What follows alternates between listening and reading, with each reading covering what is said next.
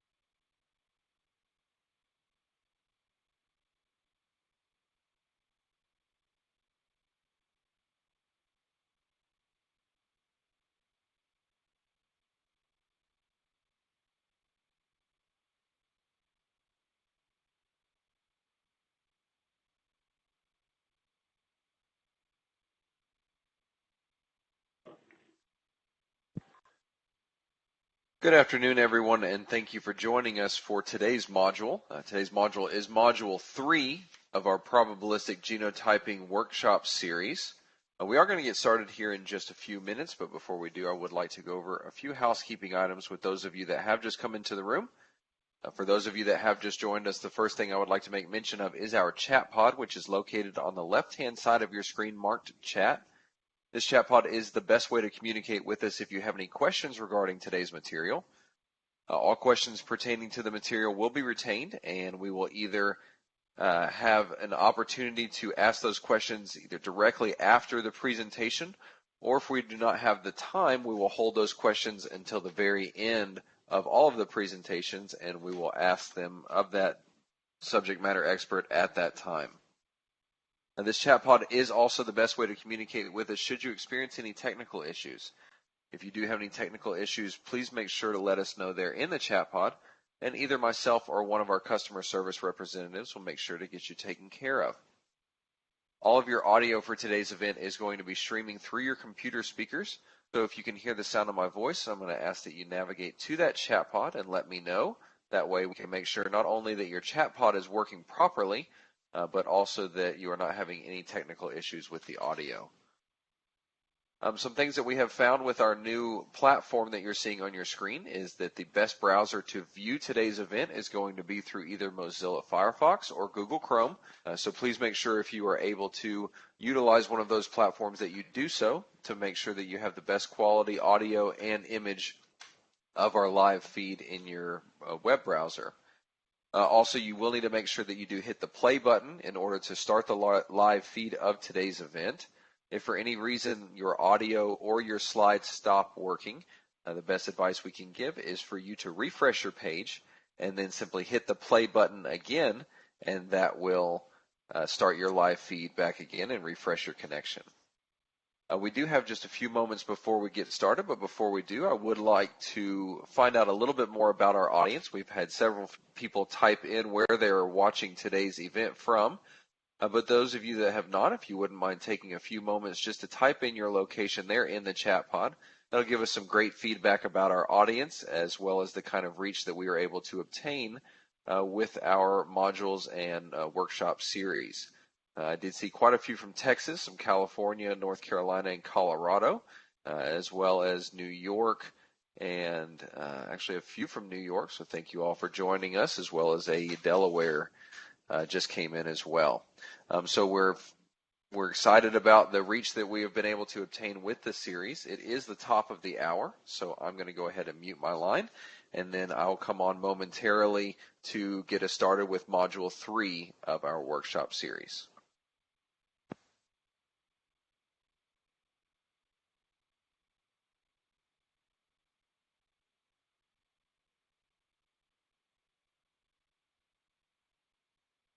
Good afternoon, everyone, and thank you for joining us for today's event. Today we have Module 3 of our Probabilistic Genotyping workshop series. Module 3 is entitled Probabilistic Genotyping Software and Output.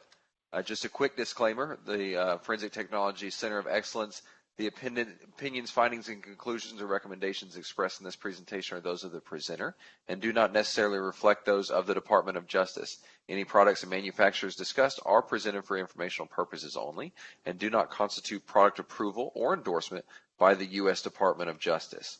Now I'd first like to introduce the facilitator of today's module as well as the entire workshop series, Ms. Tamara Moretti. I apologize, Dr. Tamara Moretti with the FBI Laboratory. She has developed this series as a forum for experts in the field for statistical genetics and probabilistic genotyping to share their knowledge and experience as the forensic DNA testing community transitions to ProbGen. She will be moderating today's module, so I would like to hand the microphone and platform over to Dr. Tamara Moretti. Thank you so much, Josh, and I want to welcome you all here today as I pull my PowerPoint up and get rolling. Thank you all for joining us today. I'm excited to have so many people to join us for this discussion about probabilistic genotyping. I want to begin first, though, thanking Gerald Laporte at NIJ and his staff for supporting our efforts, and Josh Vickers as well, and his colleagues at RTI for helping us to bring this to you today. And what I'm showing on the screen now is the initial schedule for the series, and I wanted to let you know that we've got a couple changes, and these will be reflected on the web. The June 5th date we had to vacate, and so rather than switching all of the speakers on the next couple sessions where we're talking about communication of LRs and presentation in court, we decided to move the June 5th topic over into June 26th. That was originally our wrap-up session, and that we're going to skip the holiday weekend and then have that wrap-up session on July 10th. I'm very glad that another change that happened.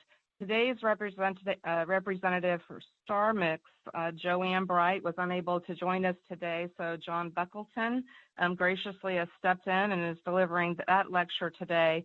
But Joe is going to deliver a lecture on our last day, and that is going to be a compilation of all the questions we couldn't ask or just some additional topics to fill out the series, or topics that there was a lot of discussion about. If you have any additional questions you'd like to have addressed in this last session, please feel free to email me using the subject line question to help me collate all of the information. We don't want this to be a session about StarMix because Joe's going to be talking, but just anything about probabilistic genotyping, we want to try to help you with those questions on that day. So for today's session, we've heard about some background history, some issues with CPI, the introduction of probabilistic genotyping, and mixture interpretation and statistics so far. And so knowing that we have software that can help us with a solution for interpreting mixtures, one of the questions that we wanted to address next is, okay, we've got software, what does it do and how does it do it?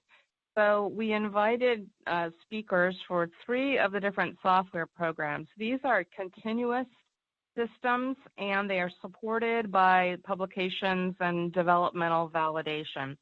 And I've asked of the speakers to focus or share with us the information that I have on the screen, maybe a little bit about the background of the software development, its usage either here in the US or elsewhere. If I were to try to use such a program, what would I need in terms of hardware? What can it do, and what are its limitations perhaps? What does the analyst need to do with data? Do I have to manually edit it? Do I have to remove some artifacts, determine number of contributor, and so forth? What do I put into the software? How does it work? How does it deconvolute mixtures? Describe how it models the data and what statistical calculations are being used. How long does it take to accomplish a simple analysis, or to deal with one, say, a high contributor number where the contributors have dropped alleles or share similar contributions of DNA? What's the output in the end? How do I review and understand and interpret or evaluate that output? And perhaps some of the validation or research highlights with the software. So we have 4 speakers today for our session, and I want to introduce them. Dr. Mark Perlin is the Chief Scientific and Executive Officer at Cybergenetics. He's one of the developers, or the developer, of TrueAllele. He holds doctoral degrees in mathematics from City University of New York and computer science from Carnegie Mellon University, and he also holds a medical degree from the University of Chicago. He has 20 years of experience developing computer models for information-rich interpretation of DNA evidence, and he provides TrueAllele products and services to the criminal justice community. Dr. Perlin has testified about computer DNA evidence in state, federal, military, and foreign courts. So thank you, Dr. Perlin. We're so pleased that you have joined us today to share your knowledge and experience. And we are also joined again by 3 speakers that we've introduced in previous sessions. So in the interest of time, I won't go through the bios again, but I wanted to welcome and thank Dr. Peter Gill, as well as Dr. John Buckleton and Dr. Michael Coble for joining us again today. Thank you so much for being here. Our day today, we're going to spend this afternoon. First, Mike's going to take over, and he's going to review the homework assignments that he left us with at the last session on statistics. And then he's going to do an introduction to the softwares and tell you about some of the features and things that are out there. And then we're going to hear from Dr. Perlin about TrueAllele and take a very brief break, and then Dr. Gill on Euroformix, followed by Dr. Buckleton for StarMix. And then Mike Coble is going to wrap it up with a discussion about some of the published material that compares the different software programs. So thank you all again for joining us today. And with that, I will hand it over to Dr. Perlin. Thank you.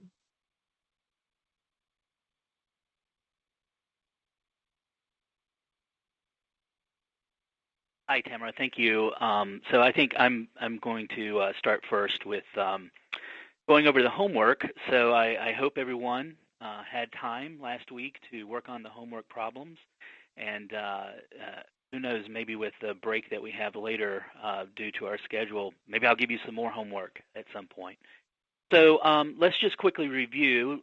Last time we did go through some hands-on exercises with likelihood ratios to sort of get you familiar with how we would do this in a binary type approach. And again, remember the scenario was that the complainant alleges that she was sexually assaulted by an unidentified male who we've identified as Mr. John Green. And in this instance, we had a cigarette butt recovered. So we have, remember we did one locus together, D8. Now it was your turn to do D13. So our propositions, sensible propositions here, the DNA originated from Mr. Green for the prosecution and for the defense. DNA originated from an unknown individual unrelated to Mr. Green.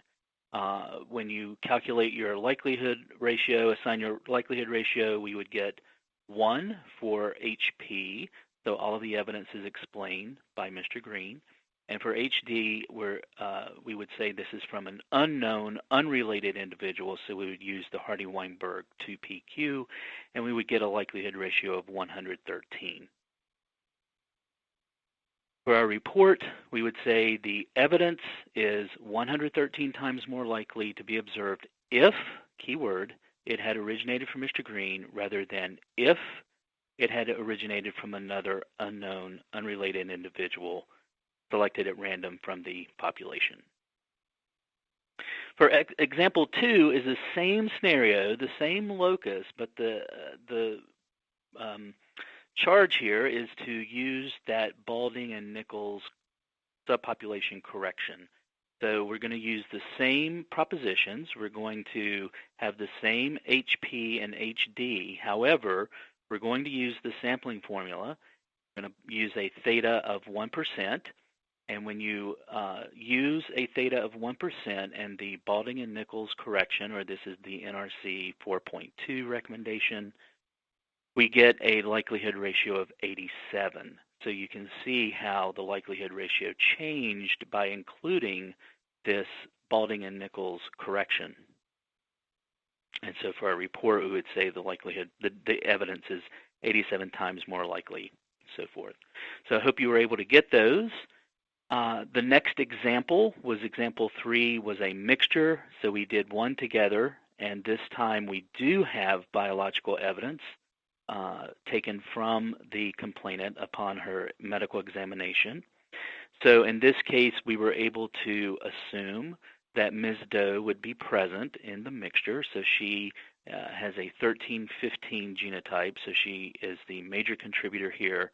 And we are interested in the person of interest, Mr. Green, who is a 12-16. For our propositions, because this is a 2-person mixture, we would say the DNA originated from Ms. Doe and Mr. Green. And for the defense, we would say, since we're conditioning that this vaginal swab is from Ms. Doe, the DNA originated from Ms. Doe and an unknown individual unrelated to Mr. Green. For our likelihood ratio, we would say for HP, the probability, of course, that she is in the evidence, because we are saying that, yes, it's from her vaginal swab, is 1, and the probability that Mr. Green is in the evidence from the prosecution point of view is 1. So our overall likelihood, our overall proposition for HP is 1. The probability is 1. For HD, we would say the probability that Ms. Doe is there is 1, and the probability that it's a random person in the population would be 2PQ. So our likelihood ratio in this case would be 185. So for our report, the evidence is 185 times more likely to be observed if it originated, notice, from Mr. Green. That should be Ms. Doe and Mr. Green, rather than it had originated from Ms. Doe and another unrelated individual at random in the population. So I apologize for the report here. It should include both the complainant and the person of interest as part of your report. And then finally, we go back to example 1, the scenario provided, but this time the defense hypothesis is that this is not Mr. Green, but it may be his brother.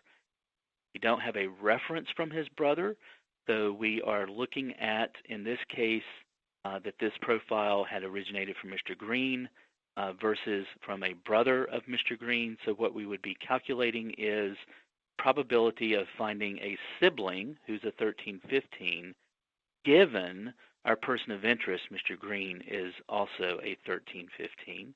And so we went through this chart where we have to consider all the possible combinations. Remember, we used the Z, which represents the alleles that are shared identical by descent.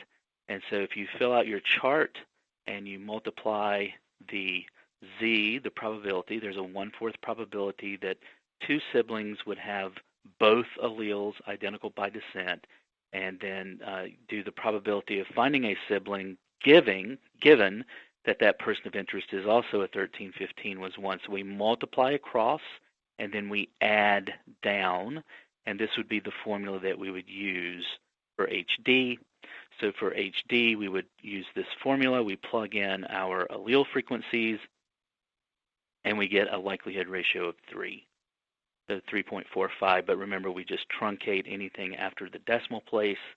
So we would say the evidence is 3 times more likely to be observed if it originated from Mr. Green, rather than if it had originated from a full brother of Mr. Green. So if I was going a little too fast and I was trying to make sure that we have enough time to have for the other lectures today, I will create a PDF of the answers. I will send them to Josh, and he can put them up on the web page. So if you didn't get a chance to get the numbers as we were going, we will provide that for you later this afternoon. I mentioned in the last lecture that we did, in lecture number 2, module 2, the reason, I think, a huge motivating reason for the movement away from binary methods and toward probabilistic methods, and not just in the U.S., but it's happening all over the world, especially in Europe and Australia, New Zealand, and other areas around the world are moving toward the probabilistic methods of interpretation. One reason is because, of course, our kits, the STR megaplexes and so forth, are much more sensitive. Our capillary instruments have moved to, in most labs, the 3500, which is, again, offers much more sensitivity than the 3130 series or the 310 series. And so what that has led to, in addition to sort of a change, a shift in the types of evidence that's being submitted to the labs, instead of the high quality, high quantity blood, or a two-person sexual assault where you have lots of male sperm, we're moving more and more away from those types of samples being submitted. Not that they're not being submitted anymore, but now we're being overwhelmed by swabbings from sort of quote-unquote touch DNA, so steering wheels, handguns, cell phones, and other types of items that have been handled. And so we're moving toward these sort of lower quality, lower quantity sources, which leads to more and more of these mixtures, and especially the higher order mixtures where we have multiple people in the sample.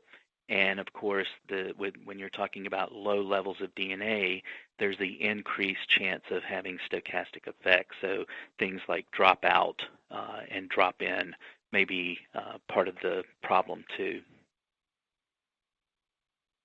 So typically what we've been looking at, of course, over the last week or two is using the likelihood ratio as a framework, because the limits of using CPI and the random match probability is that it's difficult to incorporate. In fact, it's impossible to incorporate this sort of accounting for these stochastic effects and things like dropout and drop-in when you're using a CPI and RMP. So we're having to move toward a likelihood ratio. And if we have a example here where we have the evidence and it's above our stochastic, so there's no issues here. It's a single source sample. There are two alleles, 12 and 13. And we compare to a reference sample, a person of interest, and this is not just looking at one locus alone, but we've done our analysis on the entire profile. Everything is nice and high above stochastic. There's no issues. There's no uncertainty here. So in a binary framework, a binary likelihood ratio, we would have our HP would be that this is the person of interest, and our HD would be that this was from an unknown individual. This simplifies to 1 over the RMP, and so that was example 1 that we gave in our homework when we were using this sort of framework. If, however, there's discordance, so we have, again, a single source, heterozygous profile 12-13, but our person of interest is a 12-14, and there is discordance, then we would say the likelihood ratio is 0. So we would say that there is no match here. And so, again, we're not looking at any ambiguity. Everything is above the stochastic, so we're very confident everything is there. So the numerator of our likelihood ratio becomes 0, and this would be an exclusion. The problem that we're dealing with is this situation where we have alleles that are below our stochastic, and we have a single allele, the 12. We're unsure if the 13 allele, according to the prosecution here, may have dropped out. And so the probability for the prosecution in this case, when our reference is a 12-13, what we would do is say the probability is 1. He does match the 12. We can't say exclusion, so we would use 1. And for HD, we would use something maybe like the 2p rule, where we would say maybe an allele has dropped out, so we will use 2 times the frequency of the 12 allele, and that would be our likelihood ratio in this point. And so the point here is a point that my colleagues that are going to be speaking later this afternoon have been making for a long time, is that maybe this numerator shouldn't be 1. Maybe it's something less than 1. Maybe it's 0.5. Who knows? There's uncertainty, and so this is why we're moving toward a probabilistic approach to interpretation and not continuing with this binary approach, because in certain cases the 2p rule may be non-conservative, and Dr. Buckleton has published on this in the past. So I'm just going to talk briefly about software systems and just sort of give you an overview of what's out there for probabilistic systems. And then, as Tamara has mentioned, The focus today are on systems that we're going to call fully continuous. So I'm going to take just a few moments to talk about the semi-continuous. But when you are considering a software program, there's several things that the lab really should try to decide up front. First of all, there are many choices out there now. When I was giving talks like this 4 or 5 years ago, there were only a handful of programs available. And so now there are many. Some of them are open source. That is, you can actually go in and look at the code if you so desire to do so. Several of the open source programs are also freely available. So the cost is zero. It's a matter of downloading the program and starting to use it. Now, I would caution against doing that for a couple of reasons. I think it's important that you really understand how the program works before you start using it. So you will still have to do a validation of the program, but be careful. Don't just simply download something and start using it tomorrow. You really need to understand how it's working and understand the ins and outs. Of course, the benefits with commercial available software is that you may get some additional support. And of course, the cost is an important thing to consider, and that's courtesy of your lab director would like to know how much is this going to cost us. There's also, the fact that you're going to have an initial cost, which is the initial purchase of the software or the license. And then there may be ongoing costs, like, for example, you may want to add more licenses in the future. You may, with more people. You also may have to think about computer power. So if your computers are several years old, you may have to think about an upgrade in the computer cost. Or I know that some labs have actually moved to sort of a server-based system where they have a central server that people sort of log onto and run the software instead of having individual desktop computers that are running the program. Of course, having the technical knowledge, again, understanding what the software is doing, how it works, all of that stuff comes from your training. And again, the very first step, I think, if you're interested in going down this path, and it looks like we're way over half of the U.S. is now using a probabilistic software system. The first step is really having a foundation in likelihood ratios, and so we talked about that last time.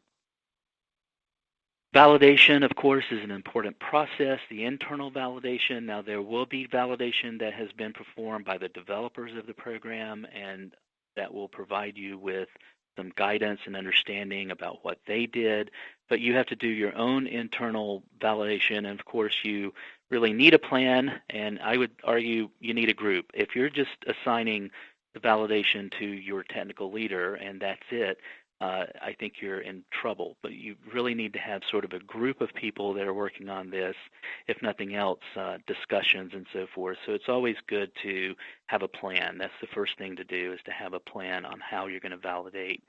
You can also get very good guidance from especially the developers may be able to help you, and oftentimes they'll do their own validation studies, and so they can give you some guidance in that respect too. Of course, training of your folks, reporting and things like that, reporting likelihood ratios. Casework support. If you're going to pick a software, you may want to also think about what kind of help am I going to get when I get my first admissibility hearing. Am I going to be able to call in the developer to help me with this? So those are considerations to make too, as you're sort of searching or thinking about software solution. And this is a concept that my good friend Tim Clayton talked about, I guess about 5 or 6 years ago when we did a webinar when I was at NIST and on probabilistic genotyping, and Tim was talking about the software system that they had developed at the time at LGC in the UK, which I think is now been purchased. The forensic portion has been purchased by Eurofins, but they had developed a software solution called Lyra. And Tim mentioned in this webinar about the cultural impact that a lot of times the analysts may have a fear about bringing on a system. Of course, we talked about the fear of likelihood ratios, but there's also this fear about the software. Am I going to lose my job? Is the computer going to do everything? And now I'm just sort of, a keyboard monkey just punching in numbers. And I say no. I think that if anything, probabilistic genotyping has really shown the value of having the analyst being able to interpret and understand. It's not simply using this software or using this system as a black box where you put the data in and you push a button and some magic happens and then you just copy and paste whatever comes out. There needs to be critical evaluation of the data before it goes into the system, because you need to determine, if you can, a sensible number of contributors and things like that. And then after it comes out, there needs to be another level of interpretation. Does this make sense? You can't replicate all of those calculations that are going on by the software in your mind. It's impossible, but you can look to see, is this making sense? And you can look at some of the diagnostics that are coming out of the software that can help guide you and being able to understand. And importantly, teaching the judge or jury or the trier of fact here how this worked and how you're confident in these results. So there are two sort of easy, I guess, ways to classify these probabilistic approaches. And so historically, we're calling these semi-continuous versus fully continuous. I know that some people have a heartburn about, semi-continuous is not a good. So just, historically, we're calling it semi-continuous or fully continuous. Semi-continuous approach basically uses the information from what alleles are present. Peak heights are ignored. So the belief here is that when you have low-level data with lots of dropout, the peak height information may not provide much for you, but seeing what's there, the alleles that are present, and then using something like a probability of dropout or a probability of drop-in can be used to explain why there is either missing data or spurious data that may be in your electropharogram. The other approach is the fully continuous, and again, our three speakers this afternoon will be focusing on solutions that are fully continuous. And the fully continuous approach, we're looking at not only the peak heights, but we're also using sort of biological modeling, biological parameters, things like those peak heights, variation in the peak heights, variation in mixture ratios that you may see across the profile, and variation in stutter. So modeling those processes or understanding what may be going on in order to get a more full, if you will, explanation of the data. So fully continuous is using all of the data that's in your electropharogram. So again, just I'm going to briefly, because we're not really going to focus that much on semi-continuous today, but just to give you sort of a flavor, not to say that there's anything wrong with this approach.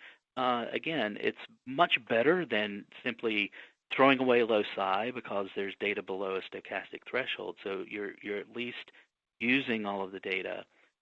But again, only the alleles that are present are important. So if you have an electropharogram like this on the left here, where you have 4 peaks, to a semi-continuous software, this would look like this. Yes, there's an 8. Yes, there's a 9. Yes, there's an 11. Yes, there's a 12. The peak heights don't matter. The software doesn't see that there's a major minor. It simply sees that there are 4 alleles, and it will consider those 4 alleles along with things like dropout and drop-in in doing the calculation for the likelihood ratio. One of the first semi-continuous software was developed by Dr. Peter Gill on the phone here and his colleagues at the FSS. So the Forensic Science Service developed a software called Locomation, which was one of the first probabilistic software programs. And I know this slide is a little busy, but let's just look at an example. So here we have a mixture where there is a very small peak here.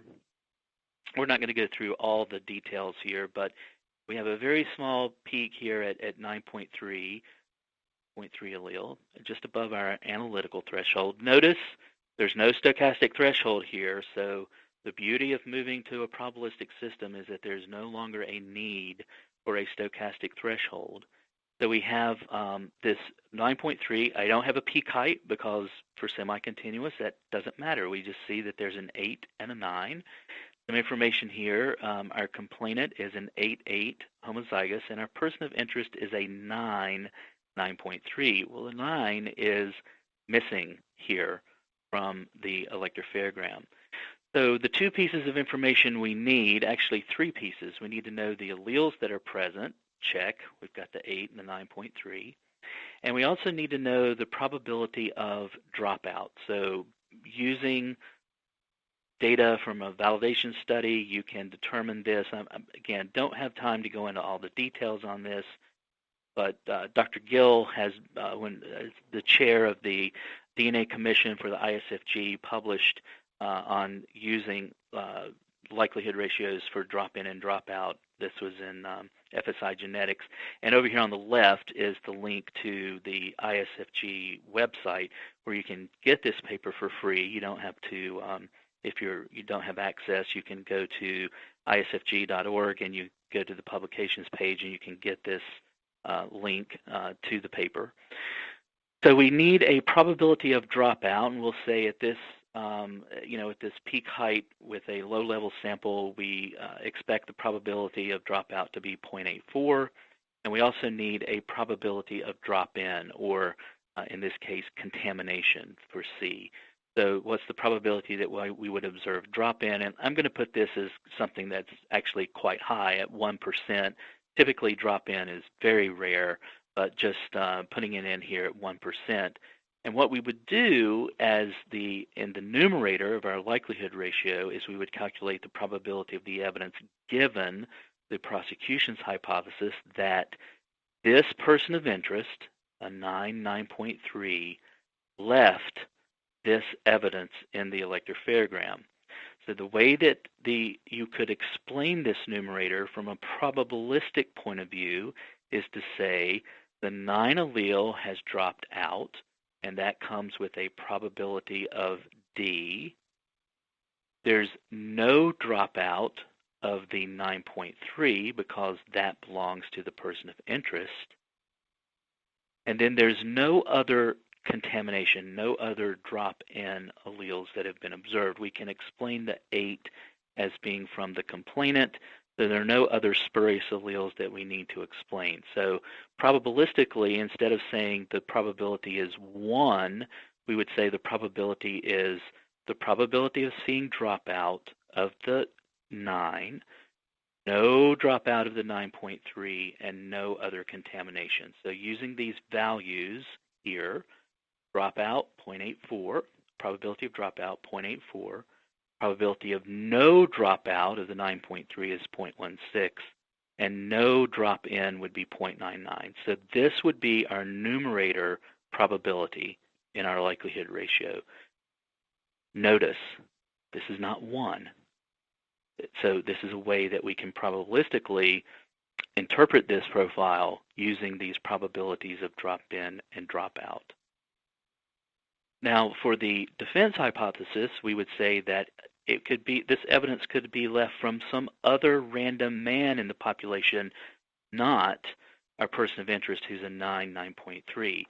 So we can consider all the possible combinations of random men in the population who could have left this evidence, including someone maybe who was a 9.3 homozygote, someone who was an 8.8 who's being masked, and in that case, if the person of interest is also an 8.8 masked by the victim's 8.8, then this 9.3 would represent a contamination or a drop-in event. So we would use these probabilities here.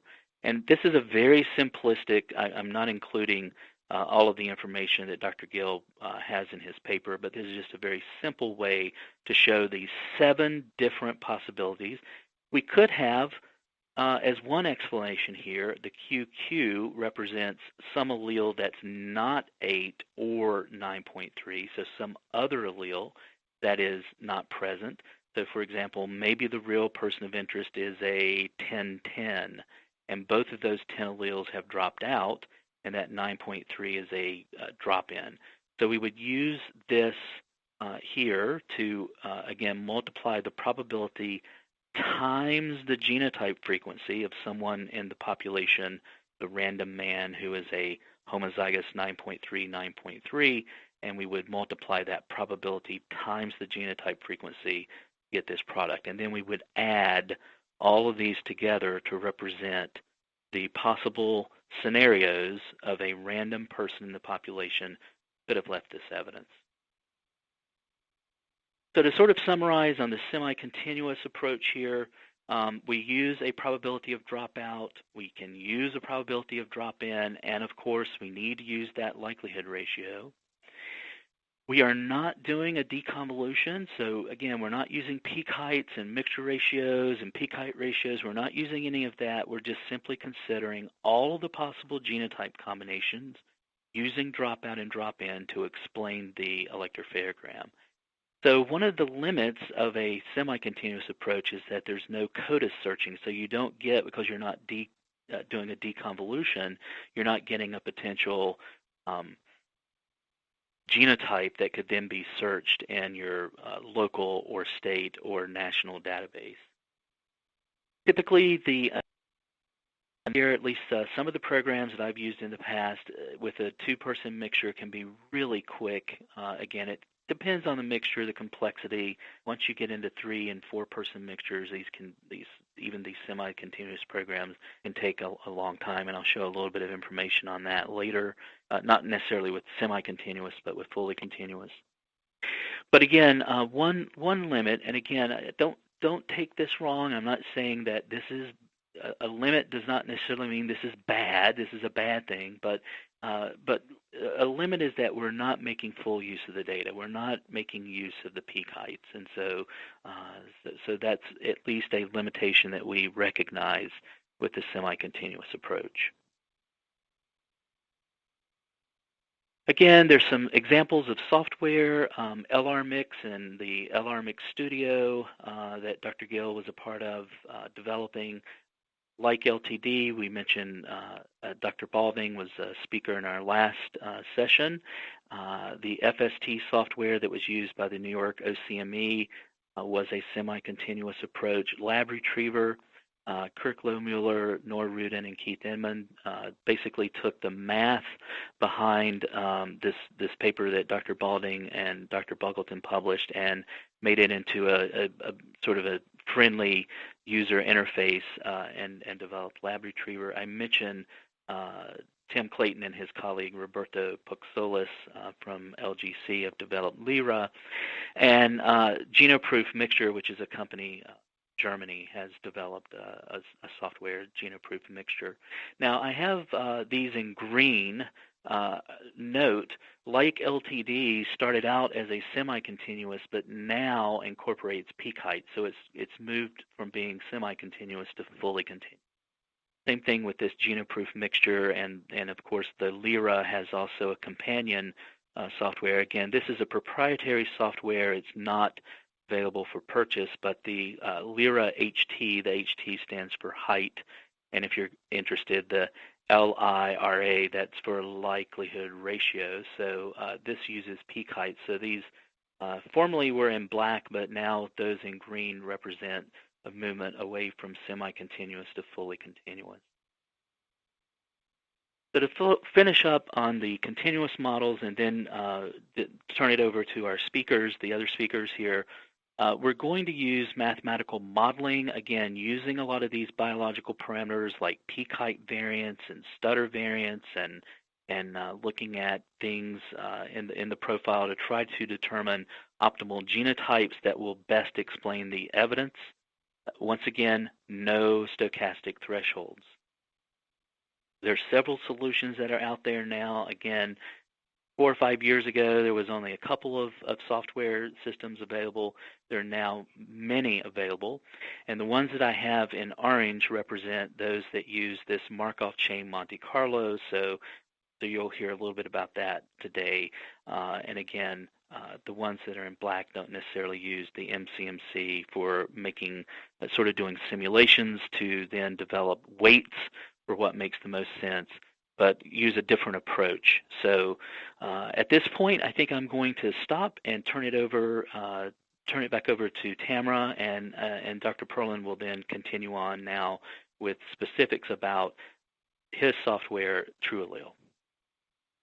Thank you so much, Mike. That was a great introduction. And right now, let's pass it over to Dr. Perlin to continue on with TrueAllele. Thanks, Mike.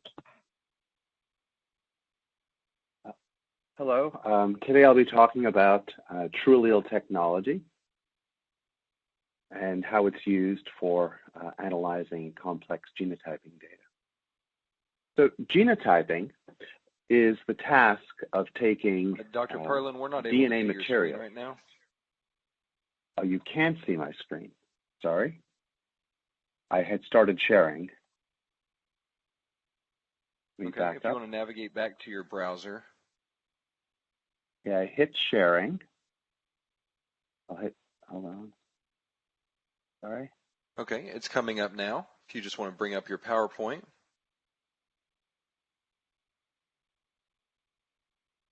All right, and then hit the hide button at the very bottom in the middle. All right, and then just bring back your PowerPoint, your presentation mode back up. Perfect. All right, you are good to go. Okay, thank you. So today I'll be talking about probabilistic genotyping using TrueAllele technology. Genotyping is the task of finding out the genotypes in biological material. On the left, suppose we have simple DNA from one person, and then what we want to know is what is the genotype at each locus in that evidence. A laboratory can extract, amplify, and separate the DNA, and as shown in the center, it produces data. And from single source data, the evidence is pretty compelling. There's a one-to-one correspondence of the alleles that we see with the allele pair and the genotype that's shown on the top right, and it's straightforward to infer an evidence genotype from very simple DNA and then make comparisons. But most evidence these days is not derived from one person. Rather, it's complex DNA from two or more people. It might be damaged, might have very low levels. And we still want to know the genotypes of the people who left their DNA in that evidence.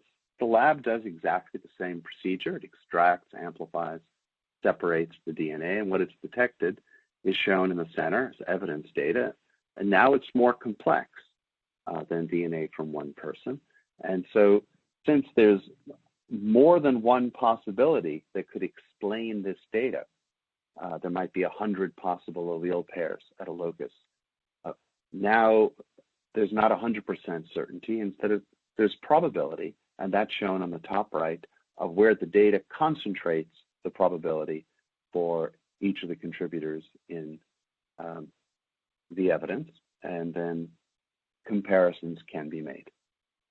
The key to all of this is Bayes' theorem. Bayes' theorem is nothing more than the fact that evidence updates belief. It's an idea from 250 years ago that was expressed mathematically. And I've shown it for you here on the slide, and we proceed from right to left because that's how math works when you write things down. On the right, we see there's a probability of belief before we see evidence. We'll indicate that with little p as the prior function shown in brown on the bottom right, the probability of a belief. And then we see evidence. And depending on how well we can understand evidence, how well we can explain it, that's the likelihood function, or how informative that evidence is, based on how well the belief explains the evidence, that's the likelihood in the center, we end up with a product of those two numbers being proportional to the posterior belief. What's the probability of the belief after seeing the evidence? And that's indicated on the bottom left with the symbol Q, because Q comes after P. That's the probability after seeing evidence. So that's Bayes' theorem. And that's, in general, it's used in thousands of fields. For probabilistic genotyping, here the evidence is data, and the belief is the value of a genotype. And just substituting in those symbols, proceeding from the right, the probability of a genotype has a prior before we see data, and that's the P of geno, probability of the geno in the bottom right. And then we look at data, typically short tandem repeat data for these systems that we're talking about from DNA evidence. And there's a likelihood function that tells us how well the genotype explains the data. You can have simple likelihood functions that don't explain very much, or very sophisticated likelihood functions that do a lot of modeling. Multiplying those together, we get a number that's proportional to the product, which is the posterior genotype. The probability of each genotype having seen the data, and that probability function, the probabilistic genotyping function, in the bottom left is Q, the probability of a genotype after we've seen data.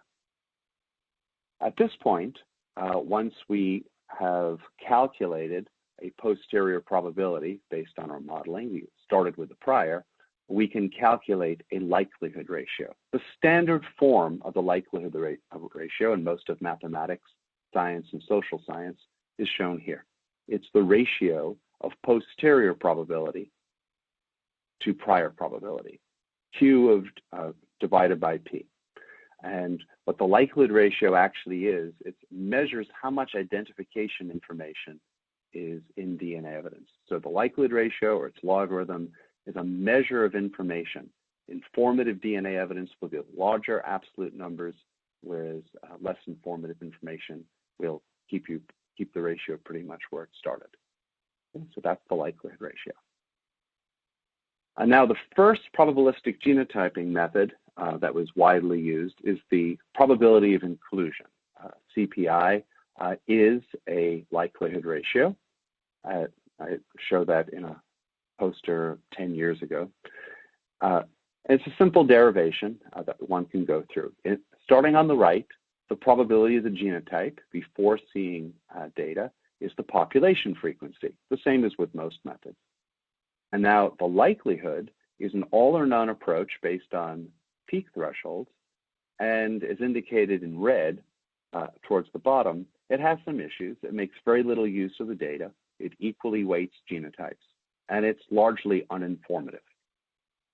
The end result on the left, the posterior genotype, the probability of the genotype given the data, essentially looks at where the alleles were, or the peaks that are considered to be alleles, and reweights their prior probabilities and raises them up to sum to 1.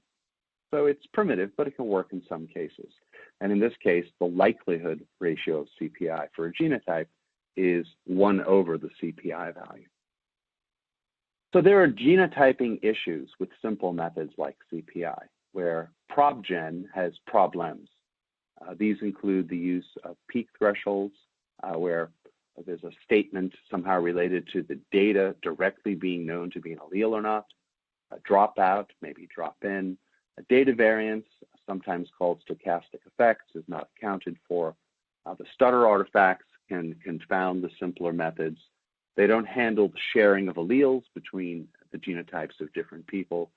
Importantly, users have to choose data or make parameter choices, and this can lead to incorrect answers, subjectivity, and bias. There are a lot of inconclusive results, which just often means that the method isn't powerful enough to examine informative data. The match statistics from the simpler methods are often inaccurate, and they typically are not well validated. There's been a lot of discussion about CPI for 15 or 20 years, and I hope it was put to rest in a paper based on a lot of validation data that I published in 2015. that shows that CPI can't work, won't work, it will never work, because the inclusion probability for DNA mixtures, as the title of the paper says, is just a subjective one-sided match statistic that is statistically unrelated to identification information. So what have we learned from these failures of the past? Well, I think there are three clear lessons. The first is use all the data.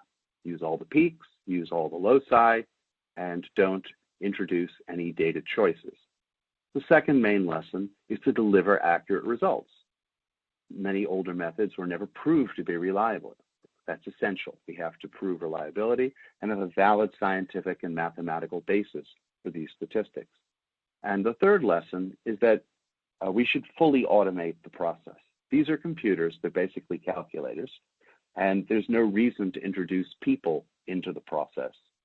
No people, no bias, no parameter choices, no data choices, just accurate answers delivered by a machine. I think that's more understandable in the year 2019 than it may have been in the 20th century. So one system that provides all of these three features, using all data, accurate results, and full automation, is TrueAllele, developed by Cybernetics starting 20 years ago.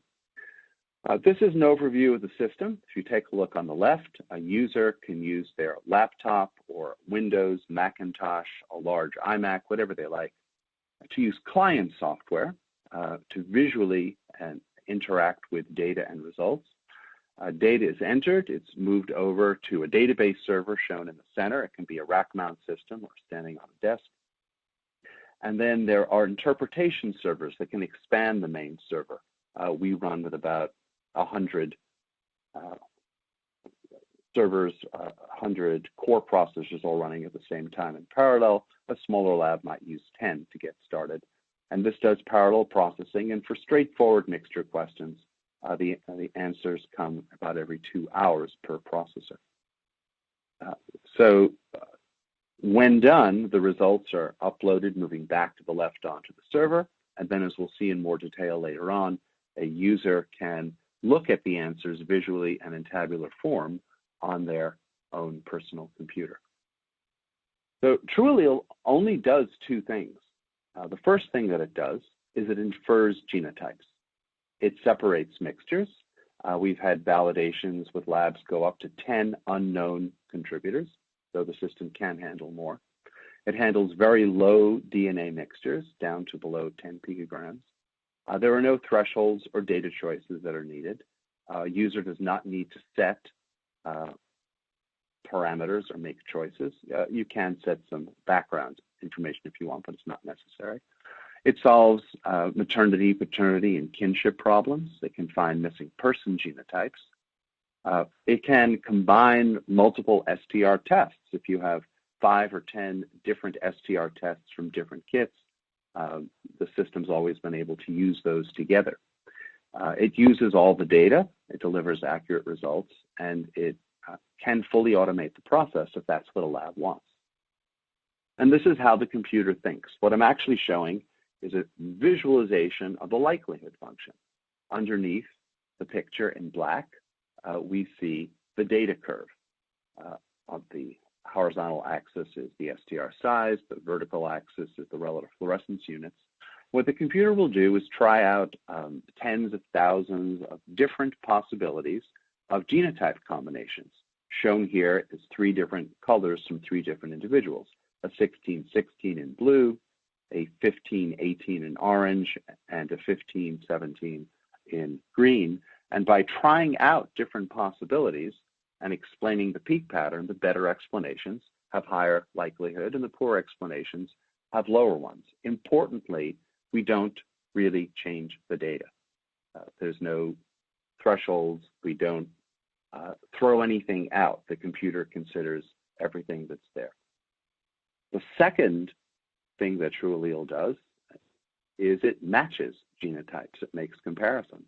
It calculates likelihood ratios. It can adjust for beta and co-ancestry. It also reports LR error, which we'll talk about more. It can visually display the results in pictures or tables. It compares evidence to evidence. It has a built-in genotype database for doing investigative work. It automates familial search, and it uses all the data, delivers accurate results, and provides full automation as a database. How does it do the matching? Well, using the standard likelihood ratio found in science. It's the ratio of the posterior Q over the prior P, and the information resulting from the evidence is that change in probability. So evaluated at a known reference, let's call it little r, genotype, that likelihood ratio is Q of R divided by P of R, posterior over prior. What do the evidence tell us? And as I first described in a talk 10 years ago, TrueAllele also conducts evidence-to-evidence comparisons. Here, because there's no one fixed unknown, there's a summation that's taken over all possible genotypes, here indicated as little x, belonging to the genotype set G, and that's the match product over all the posterior genotypes of Q times the posterior genotypes of the other evidence item R, divided by the prior, and those are added together to provide a likelihood ratio. I was asked to talk about the history of TrueAllele, so here it is. In 1995, I was publishing about stutter deconvolution, which has the same type of linear superposition math as the mixture deconvolution problem. In 1997, I was publishing with co-authors articles on Bayesian modeling and Markov chain Monte Carlo for the Human Genome Project. In 1999, we first implemented mixture deconvolution, and by the year 2000, we filed our first mixture patent. In 2001, we published a paper in JFS about linear mixture analysis, which is the key math that is used in solving and representing the combining genotypes. In 2004, our first patent was issued. In 2009, we published the first validation paper in a peer-reviewed journal, and 2009 also saw our first criminal trial and successful admissibility challenge. By 2012, we had an appellate precedent set. 2014, more patents issued. By 2015, our seventh validation paper was published. 2016 saw our first TrueAllele exoneration. In 2017, another patent issued.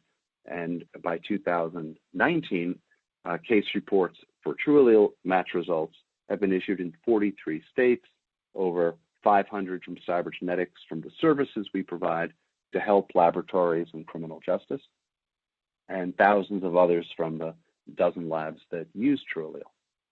So let me go through some of the features of the genotypes through some notable cases we've worked on. In 2005, New York City asked cybergenetics to reanalyze the 18,000 victim remains from the World Trade Center disaster. That's shown on the left. This was interesting data in that it came from charred, damaged DNA, very low peak heights, a lot of dropout, but with multiple tests on various kits from different manufacturers at the time. We could have 5, maybe up to 10 different tests on the DNA that was extracted from one victim remain. So TrueAllele was able to do a joint analysis, looking at all the data together to extract the combined information the data was trying to tell us on very low damaged integrated samples.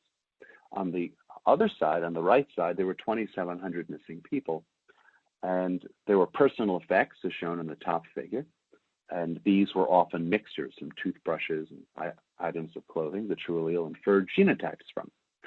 Up to probability. Genotypes with uncertainty are always inferred up to probability.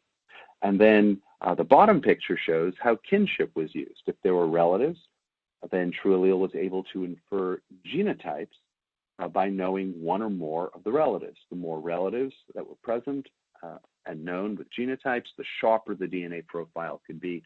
In fact, for this project, we were able to combine the genetic data from families together with the phenotypic data from the STRs. from the same person. And then a database made and compared matches automatically so that we could provide results. The first criminal case in the world that I know of that used sophisticated probabilistic genotyping was Pennsylvania versus the state trooper Kevin Foley.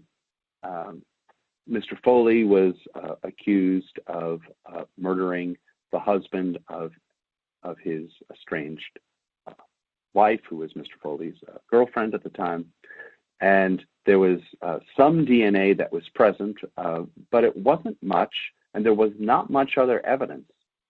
There was maybe a sneaker print, some grainy video footage of a car, but the prosecution sent this data to cybernetics, and we looked at the two-person mixture under the fingernails of Dr. John Jelinek, who was the victim. We found that it was 93.3% from DNA from the victim, and there was another 7% unknown DNA component that TrueAllele found matched the defendant with this matched statistic of 189 billion, which was an improvement over the 13,000 that had been reported by another laboratory. I've testified in, I don't know, maybe 70 cases or so. This case from Maryland versus Nelson Clifford was interesting in that Mr. Clifford had been on trial for 4 previous rapes, and what he would do was listen to the jury, listen to the evidence, explain to the jury what he heard from the testimony, and then tell his story. And the juries were persuaded he was innocent 4 times before. In this case, there was DNA evidence, complex mixtures from a shirt and from a belt that were left in the victim's apartment. This is one of the items, the shirt. And as we see, TrueAllele separated the genotypes into an 11% contributor corresponding to the victim, an 82% contributor corresponding to elimination sample, and a 7% contributor corresponding to Mr. Clifford. And it was harder to take the stand and explain how your DNA was on these items of evidence, and he was ultimately convicted. Cybernetics was asked to consult in the Boston Marathon bombing, and we received a pair of gloves, which were ultimately not used as evidence. They were found in a car. It was the location that made them unsuitable. But the science on it showed a 5-person mixture. And what was notable is we were able to separate the sibling genotypes of the 2 brothers who were believed to have been involved in that crime. Our first DNA exoneration came about in 2016 in 2 cases, actually, that were related. Indiana versus Daryl Pinkins and Indiana versus Roosevelt Glenn. A while back in 1989, 5 men had raped an Indiana woman, and Daryl Pinkins and 2 other men were misidentified from clothing that was theirs but had been stolen from them and left at the crime scene. In 1991, Daryl Pinkins and Roosevelt Glenn were wrongfully convicted, and Mr. Pinkins was sentenced to 65 years in prison. In 2001, an innocence group, the Wrongful Conviction Center in Indiana, had Cellmark, a private company, look at DNA mixture evidence, and they were able to find the 2 obvious major contributors, an 80% and a 90% contributor from 2 different items, a jacket and a sweater, but they could make no statement about the accused. The post-conviction court asked for all 5 genotypes, and this is where TrueAllele sprung into action. What I'm showing you is how we look at and how an analyst thinks of information. The focus is not on the data, it's not on the genotypes, so of course those are part of quality assurance protocols. The focus is on the match results.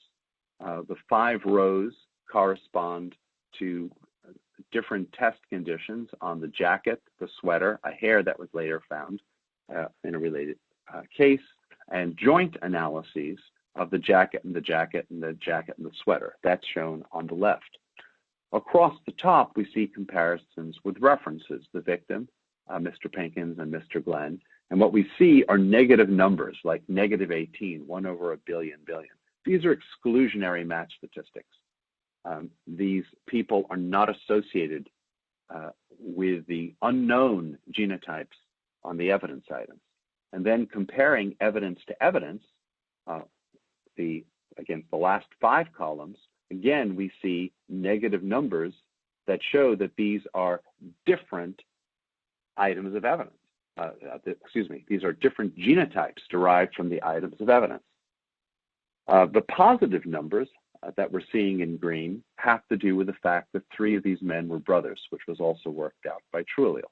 So this match table, these results showing evidence to evidence and evidence to reference matches were enough to begin to persuade the prosecutor that maybe they had the wrong guy.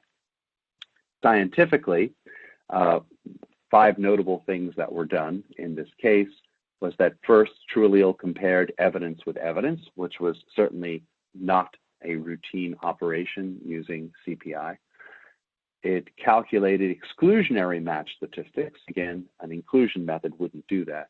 It revealed 5% minor contributors and was able to produce accurate match statistics. There was joint analysis of mixture data between different items, and going back to genetics, it was able to show that 3 of the perpetrators were brothers. So it found 5 unidentified genotypes, and the defendants were not linked to the crime, and Daryl Pinkins and Roosevelt Glenn were exonerated, fully exonerated, with Pinkins being released 3 years ago before a hearing. The prosecution recognized there was no evidence, particularly with the DNA being exculpatory in this case. And this has been the subject of a lot of media attention, including a CBS News 48 Hours program. There's been a lot of validation with TrueAllele. Cybergenetics began validating as soon as we started in the year 2000. We received a National Institutes of Justice grant to continue with more validations. There have been 35 validations done so far, 7 of them published in peer-reviewed journals, spanning 2009 through 2015. The first 4 are based on laboratory-generated data, and the bottom 3 are based on crime lab data. Both are necessary. What you can do in a laboratory may not translate to the sort of data that you get in from a crime scene. It's great that your car works in the garage, but you want to take it on the highway periodically. So here's some interesting results from these studies. This is from the 2009 study, and a question that we can be asked is are the results accurate? Are they predictable? There are different studies that have shown different metrics of accuracy, but predictability is an important one. What this shows along the x-axis is the amount of culprit DNA in one contributor on a logarithmic scale, going from 10 picograms up to a nanogram. And then vertically, we see the likelihood ratio, again on a logarithmic scale, going from thousands up to sextillions, 3, 6, 9, 12, and so zeros going up. And if you start at the top right, that's saturation. What you're seeing is the full match statistic once you hit a lot of DNA, think of a major contributor. But as you move to the left along that top, there's a line that goes down and slopes downwards towards 0. And that's a straight line. It turns out there is a straight line relationship between the log of the likelihood ratio and the log of the amount of DNA in the contributor that TrueAllele provides. And we have used this to predict match statistics in criminal cases and show that the system produces predictable results that are accord with quantities of DNA.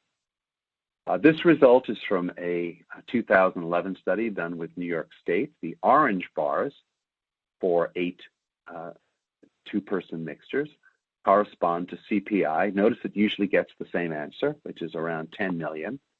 some of you may have had a similar experience, of 7 zeros. The CPI number is connected to how many tests that are done, not to match information. True allele results are shown in blue. The left shows the log the likelihood ratio, and on average, you're getting about 1 million times larger match statistic. So older methods leave a lot of information on the table. This result was from a 2013 study that Cybergenetics conducted collaboratively with the New York State Police. And what this is showing is a listing of about 85 evidence items along the x-axis. The vertical axis is again showing log LR. The blue edge that's moving down from the top left to the bottom right is what true alleles match statistic was. The colored bars correspond to different human interpretation methods, random match probability, combined likelihood ratio, and combined probability of inclusion. And you can see they produce generally much lower or lower match statistics. But what's most notable is 70% of the time, these older methods produced nothing. They were just inconclusive. So that's interesting information that might be worth revisiting someday, but certainly going forward, it's good that computer systems can extract all the information in data and not just a small fraction of it. This result is from a 2015 paper at the Kern County Laboratory published with Cybergenetics. There are a lot of interesting results. So this one shows, using an analysis of covariance, that under different conditions of 2, 3, 4, and 5 contributors with different amounts of DNA, small amounts, 200 picogram, or larger amounts, 1 nanogram in the total sample, that the system behaves the same way no matter how many contributors there are or how much DNA is present. The study also went down to under 10 picograms. So statistically, this shows that the number of contributors or the DNA amount is not a major determinant in the behavior of the system. The system just works on whatever data you give it.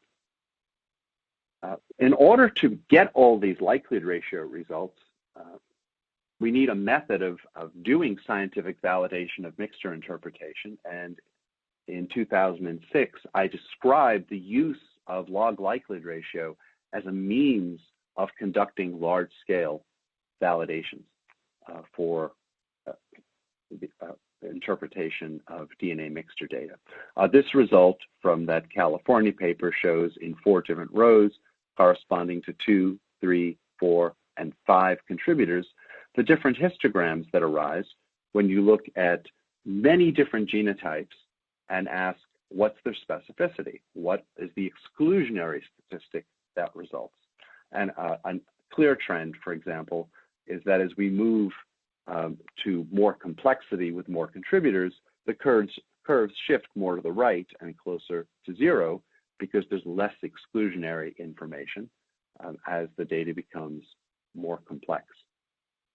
It's worth noting that what a validation study is doing is it's averaging genotype results, whether the genotype probability distributions or their genotype match statistics.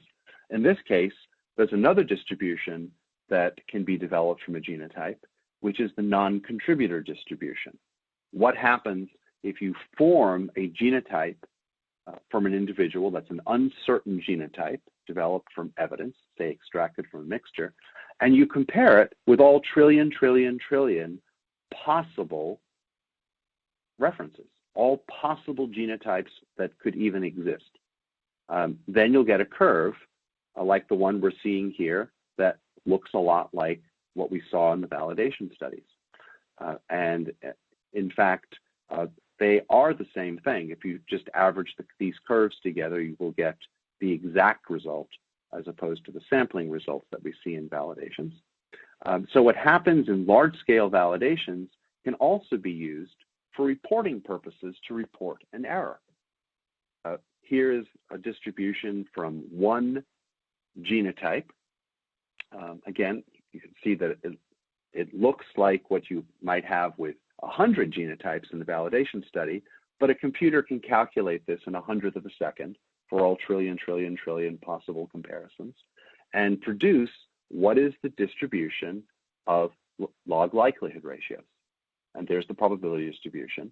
And based on that, as we'll see later, we can calculate error rates by asking what's the chance that somebody who didn't leave their DNA would have a match statistic larger than the one that was reported.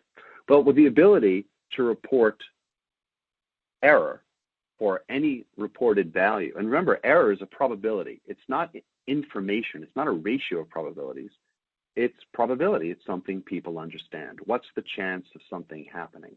For example, a juror asking, what's the chance it's me? What's the chance you got a number high enough and I'd be in there? So once you use reporting errors, there's no need for verbal equivalence. They just hide the likelihood ratio information. I don't know how many forensic scientists would really believe that an LR of 2 is providing any type of support for a result. It's nice to put in the table, but I don't know who believes that. The problem with these equivalents is they hide the real match strength information. It's not what experts really believe, and they're very misleading to a jury. Jay Kohler, professor at Northwestern, has spoken about once a match statistic is over 1 million, jurors are persuaded about DNA evidence. But this looks like a mechanism to overcome that psychological view. So just report the likelihood ratio error along with the LR. We do it all the time, but you can do it when the match strength is under 1 million. What about thresholds? Thresholds are a way of discarding data because when these STRs were developed as microsatellites 30 years ago, the data were simple and life was easy and it sort of made sense.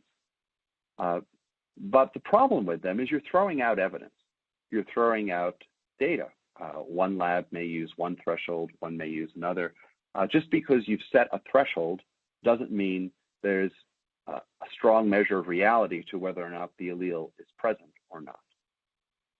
And so rather than throwing out data, a more powerful approach is to model data. So keep the data as it is, discard nothing, and then use modeling. And as we've been using in TrueAllele for almost 20 years, and we reported in our early validation papers over 10 years ago, you can model the background noise. You don't need an analytical threshold. A computer can do this.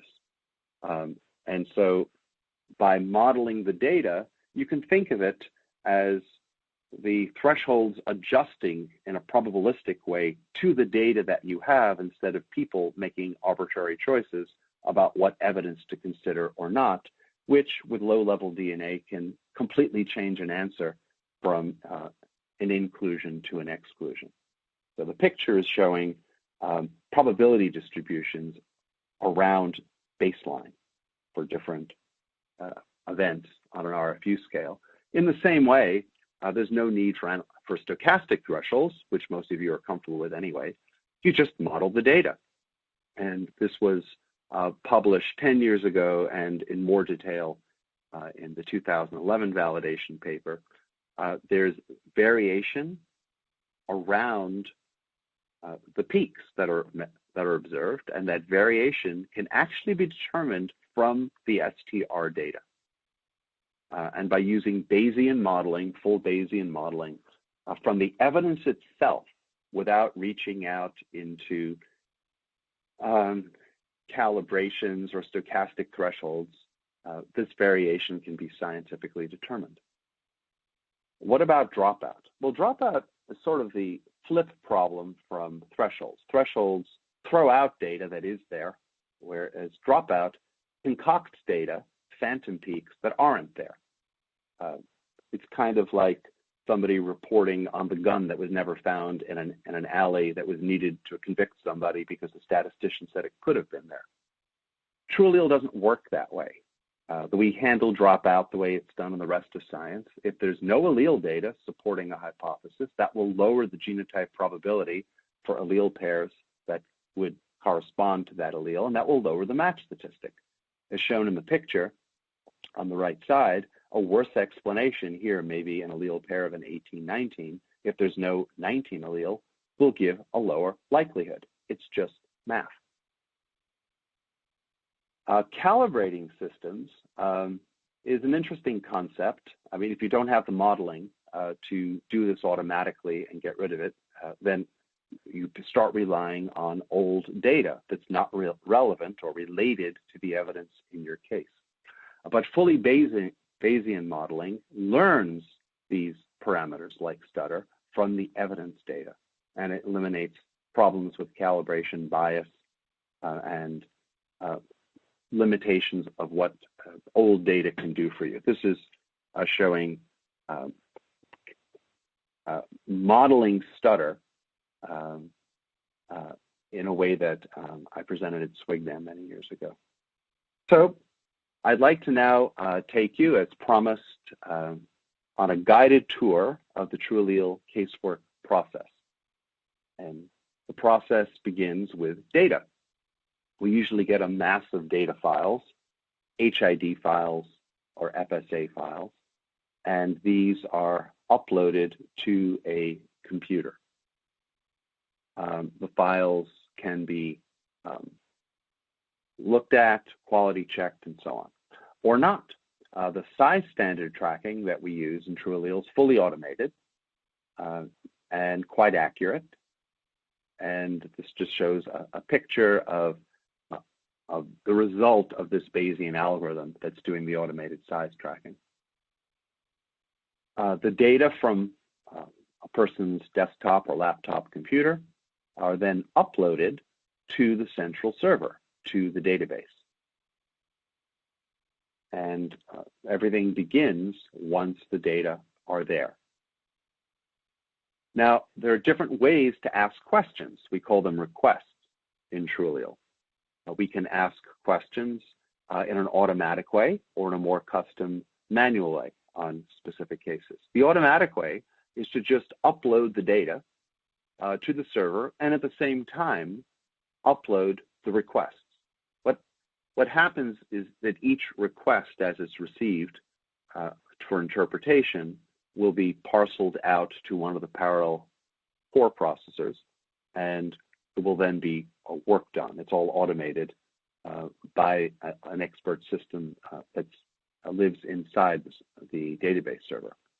So in this case, if you were uploading, say, 25 items and a user had said, well, solve it as 2, 3, 4 unknowns, then 100 requests, 4 times 25, would be created. They'd be queued up on the server, and then the processors would start solving them.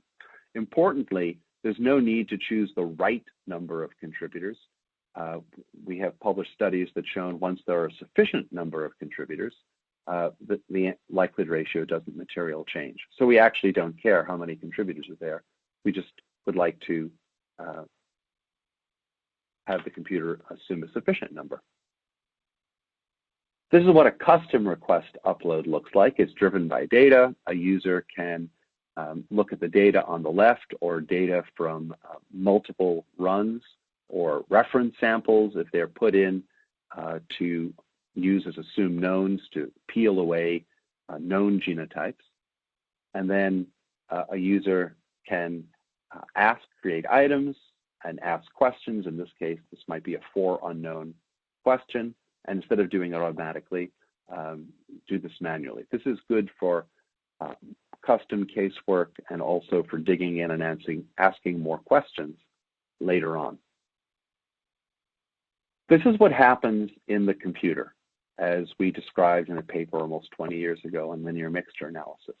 The basic idea of probabilistic genotyping is that if there's DNA from multiple people, then at each locus, their allele pairs will be present in rough proportion to the amount that was deposited at the crime scene. When that's taken into a laboratory and the DNA is extracted, we still have this linear combination of 3 or 10 different people whose allele pairs have been all mixed together. And the result is that adding together of genotypes is what is the starting point for the amplification process of the PCR that produces the data. And that's shown in this picture where we're adding together a first contributor in blue of 8 and 11, a second in orange of 8 and 9, and a third in green in a smaller amount of 9 and 10.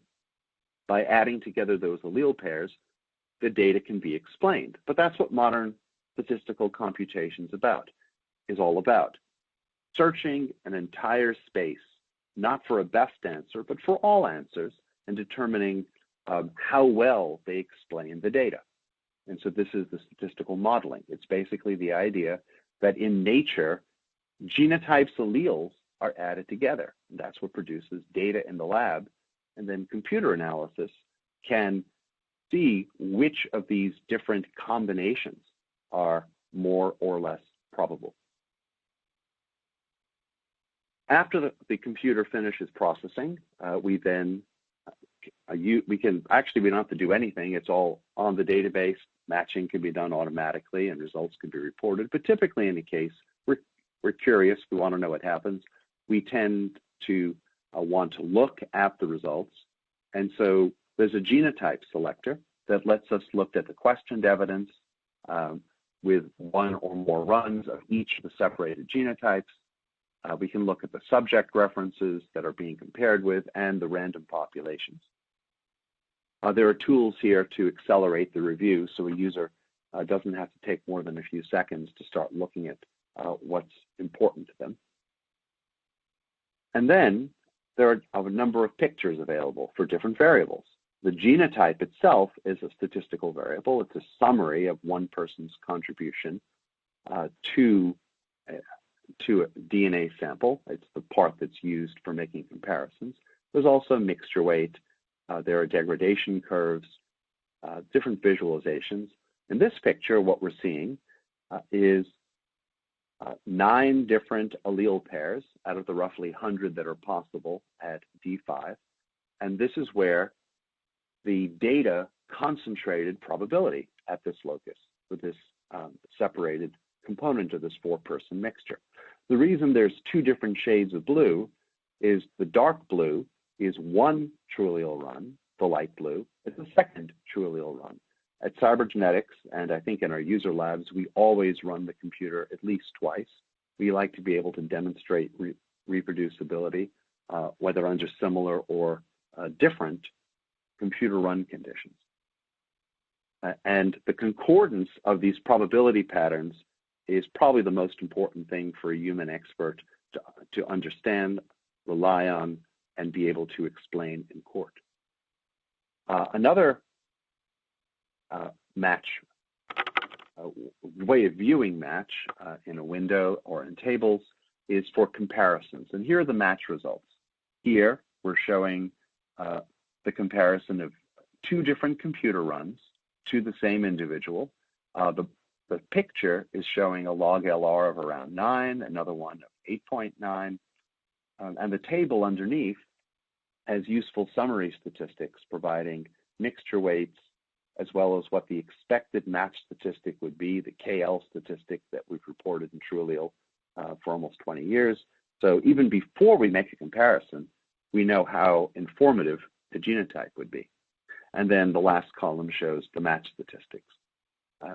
These tables can be copied and pasted if as needed or used in other reports or saved.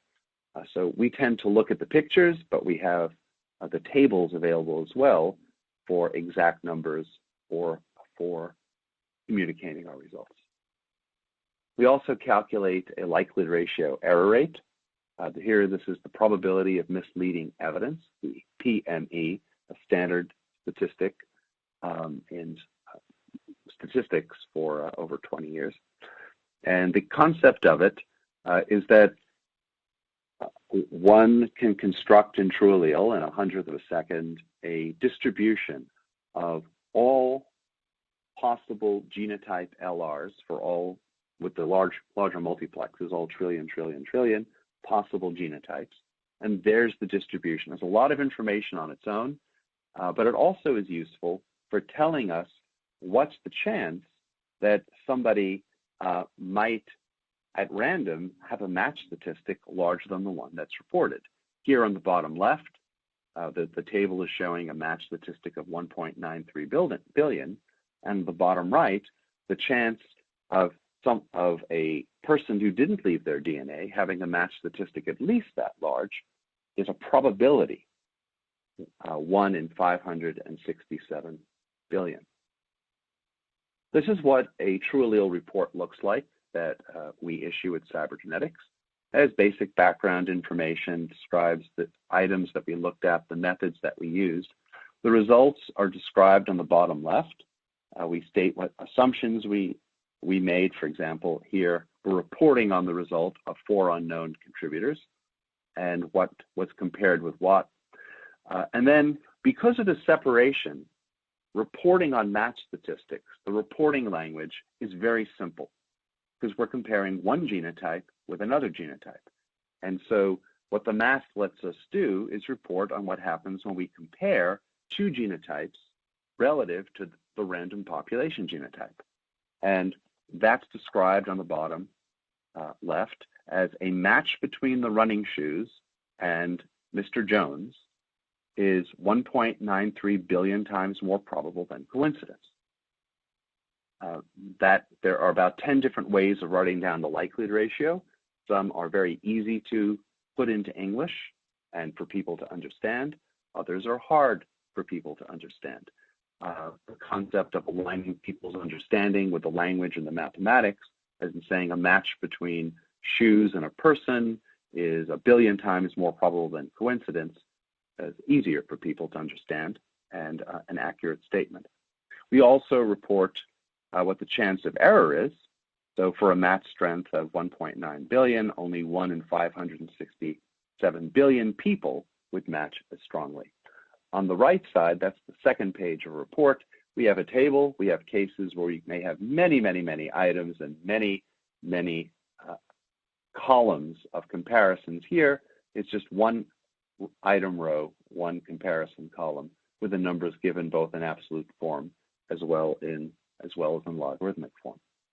TrueAllele also comes equipped with a built-in genotype database. We used this on the World Trade Center project 15 years ago. It can make comparisons of evidence to evidence, evidence to reference, whatever needed, and there are interfaces for it. What makes this different than most databases is that it's a genotype database. There's no filtering. Nobody stops the computer from uploading. Everything can be done totally automatically after processing. All genotypes are uploaded, all genotypes are repaired, and is shown in the right column in the table, strong evidence-to-evidence associations expressed in logarithmic LR units can be found.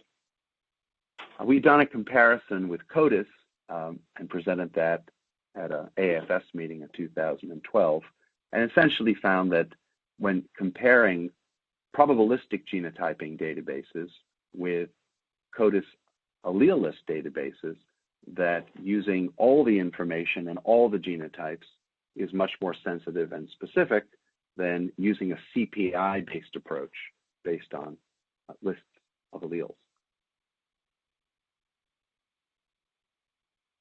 I just wanted to show you that the standard likelihood ratio used in science, shown in the first row, the likelihood ratio of the genotype is equal to the posterior probability Q divided by the prior probability P.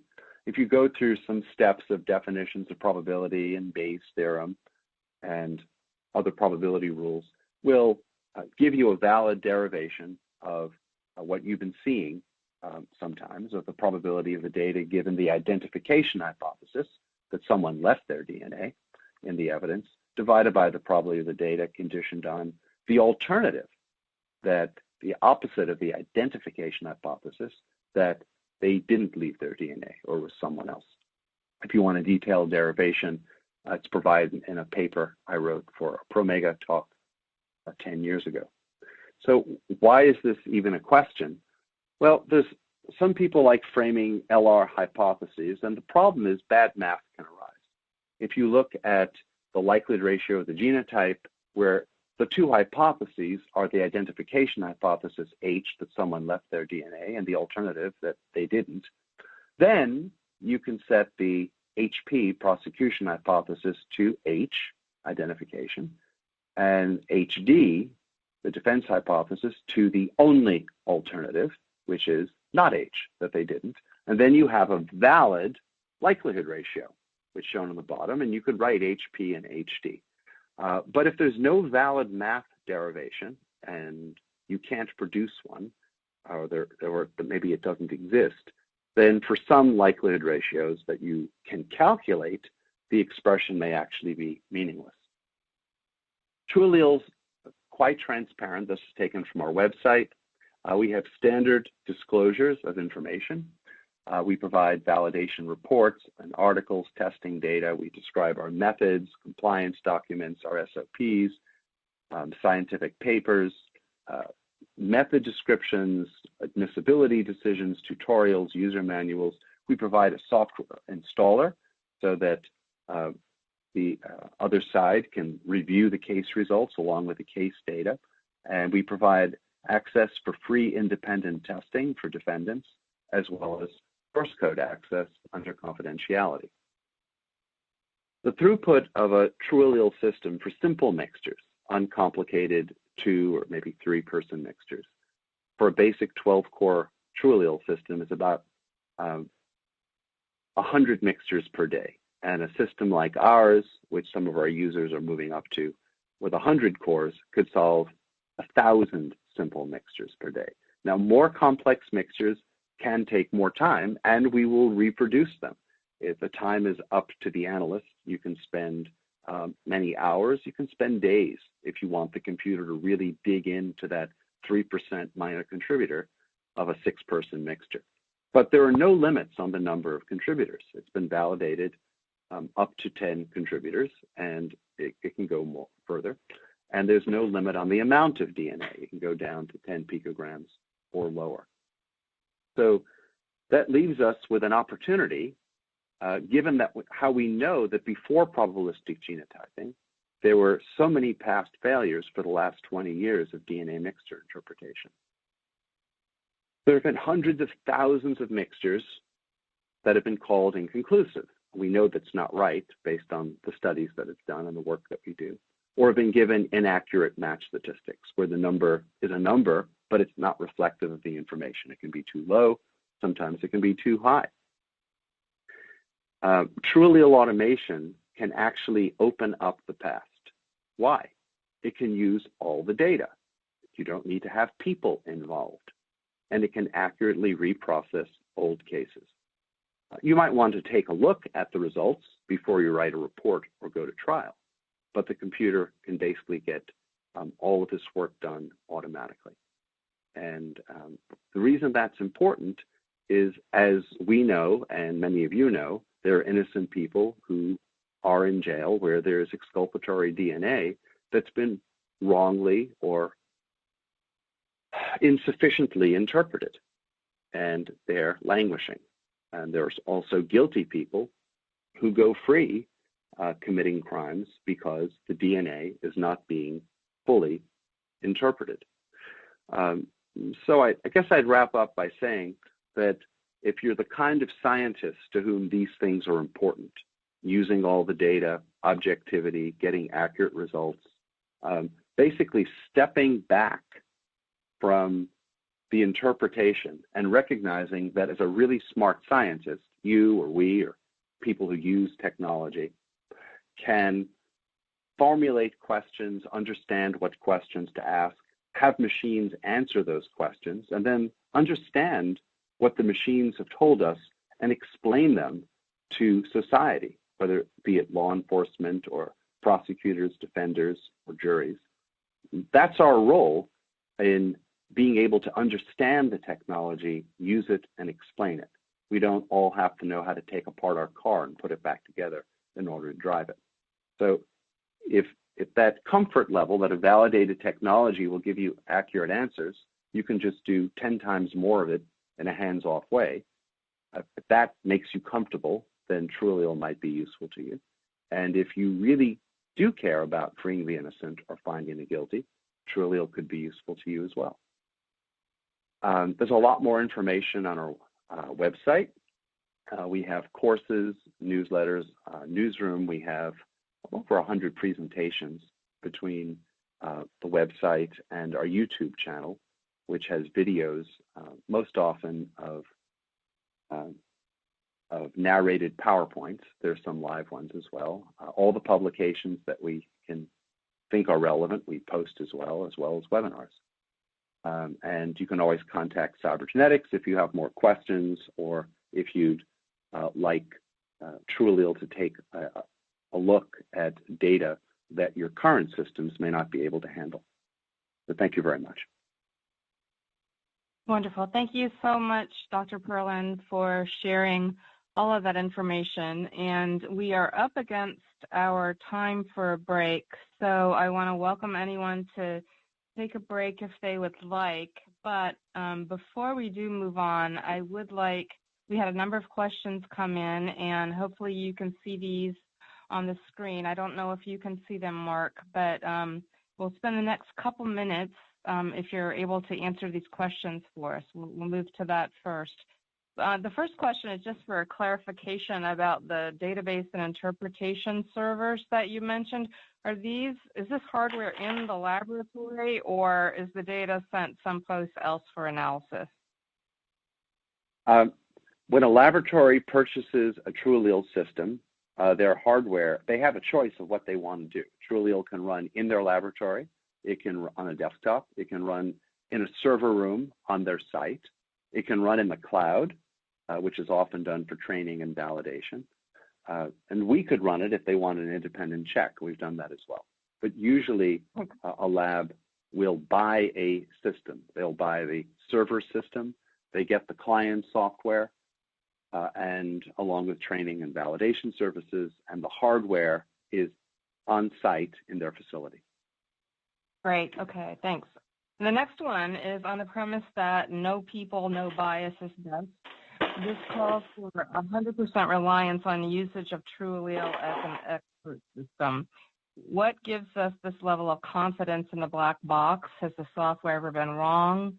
And what is an accurate LR as described? Those are three different questions. Yeah. Could you just ask me one at a time, and I'll answer them one at a time? Sure.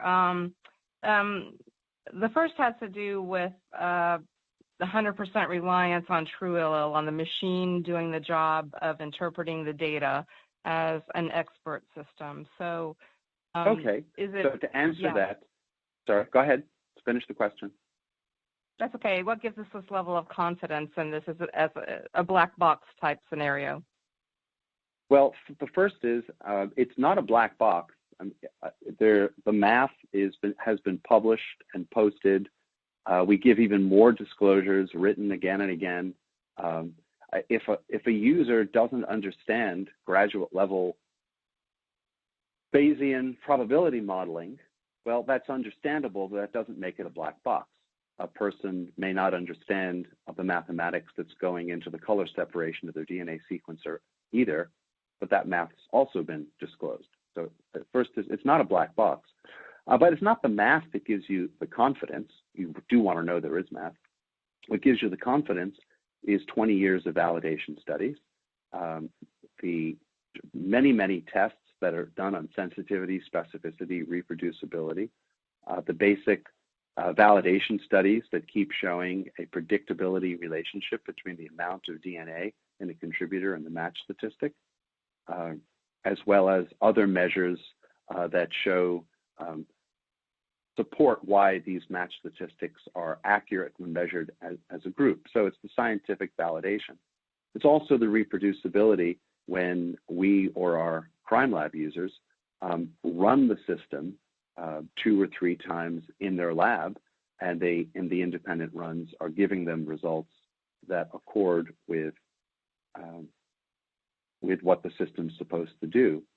And it's also the case that while the system may produce all these results, we don't go to court with it, and neither do crime labs, without looking at the results. That's why we spent 10 years building these user interfaces that let you very quickly and visually see the genotypes, the mixture weights, the match statistics, and navigate through and see what the results mean. So we're not asking anyone, including ourselves, to say, oh, we know, we don't need to ever look at it. We do look at it. And I think it's partly from looking at 10,000 runs of mixtures that the confidence increases. That's a good answer. Okay. The next group of questions has to do with the analytical threshold, or how TrueAllele applies that concept. And let's see, how does TrueAllele ensure that an artifact is not misconstrued as an allele? I suppose if you're going down really low, close to the limit of detection of the system. Okay, to answer the first question, with most data, which this is the first question about analytical thresholds, and does TrueAllele have one? Okay. Yes. With most data that we get that isn't very low level, in order to save computer time and server space, we will set a low level, maybe 10 RFU, that's buried in the noise. Because we know that, because we've done studies, and it doesn't affect the answer. If we have any question, if the data are very low, we have SOPs that we follow, and we'll drop that to either 5 RFU or 0 RFU. So the system, it doesn't matter to the system. If the peaks are generally tall, throwing out some of the baseline noise at below 10 RFU doesn't affect the answer. And if we think it might, we just let the computer take up more server space and save every event that it sees.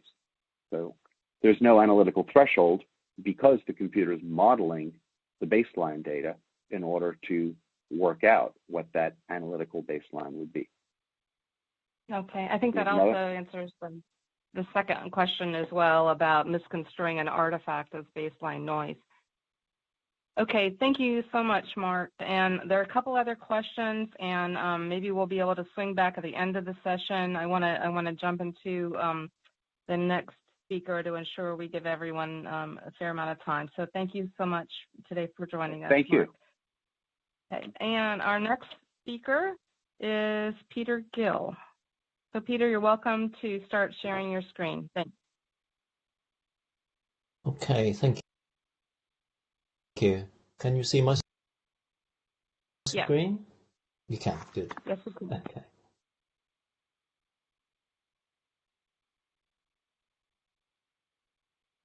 Okay, well, thanks very much for inviting me to talk today. I'm going to talk about Euroformix, which is an open source probabilistic genotyping software. But before I get into this, I thought it would be interesting to talk a little bit about the evolution of software in Europe. As Mike Coble has already said, there are really two types of software. We have the qualitative semi-continuous software that only takes account of allelic positions without a consideration of peak height. And we have the quantitative, fully continuous software, which takes account of peak height, stutter, and degradation. And now in Europe, the LR-mix was a qualitative semi-continuous model, and that was introduced around about 2011. It was written in R as a part of the Forensin package. It was written by Hinda Haned. And she later moved to NFI, the Netherlands Forensic Institute, and they adopted it, and it was rewritten into Java, and it was distributed as LR-Mix Studio around about 2015. So again, this is also an open source software, but it's fully supported by the NFI and also from my laboratory. And to date in Europe, this is the most commonly used software. Now let's move over to the quantitative models. Well, we use a model which is called the gamma model. And this model was developed by Robert Cowell and his co-workers. and he published this paper in 2015 in the Royal Statistical Society journal. Now, the gamma model was written by Robert Cowell in R. R is open source, but it does require Hugin, which is a commercial program, to run. This model dealt with peak height and stutter, but not degradation, for example. And it works by carrying out a maximum likelihood estimation to optimize the parameters. It doesn't use MCMC. And it's sometimes also known as an exact model because the results are reproducible between different runs. An advantage, I think, is that there is no requirement to establish the distributions of peak height, stutter, etc. from exemplar data, because the parameters are optimized relative to the actual data in the case. So all you need is the actual case data, and the parameters will be optimized. That is the stutter levels, the peak height characteristics, etc. They are actually modeled from the actual data which are presented to the program. And I think this must simplify the laboratory validation process considerably, because we don't have to go through the validation process on separate methods which are optimized using different kits or different numbers of cycles, etc. Now, a bit more about the history of how Euroformics came about. We were part of a project which was funded by the European Commission between 2012-2017, and this project was known as Euro4Gen, and it was a network of excellence which had 16 partners from 9 EU countries. And within that work package, there was a module that supported the development of open source software to interpret complex mixtures. And this is where we got the funding in order to write the program. Now, although the project funding has been completed, there is long-term sustainability of the Euro4Gen network of excellence because it's supported by the ISFG. And the ISFG has also been generous in providing resources for training, etc.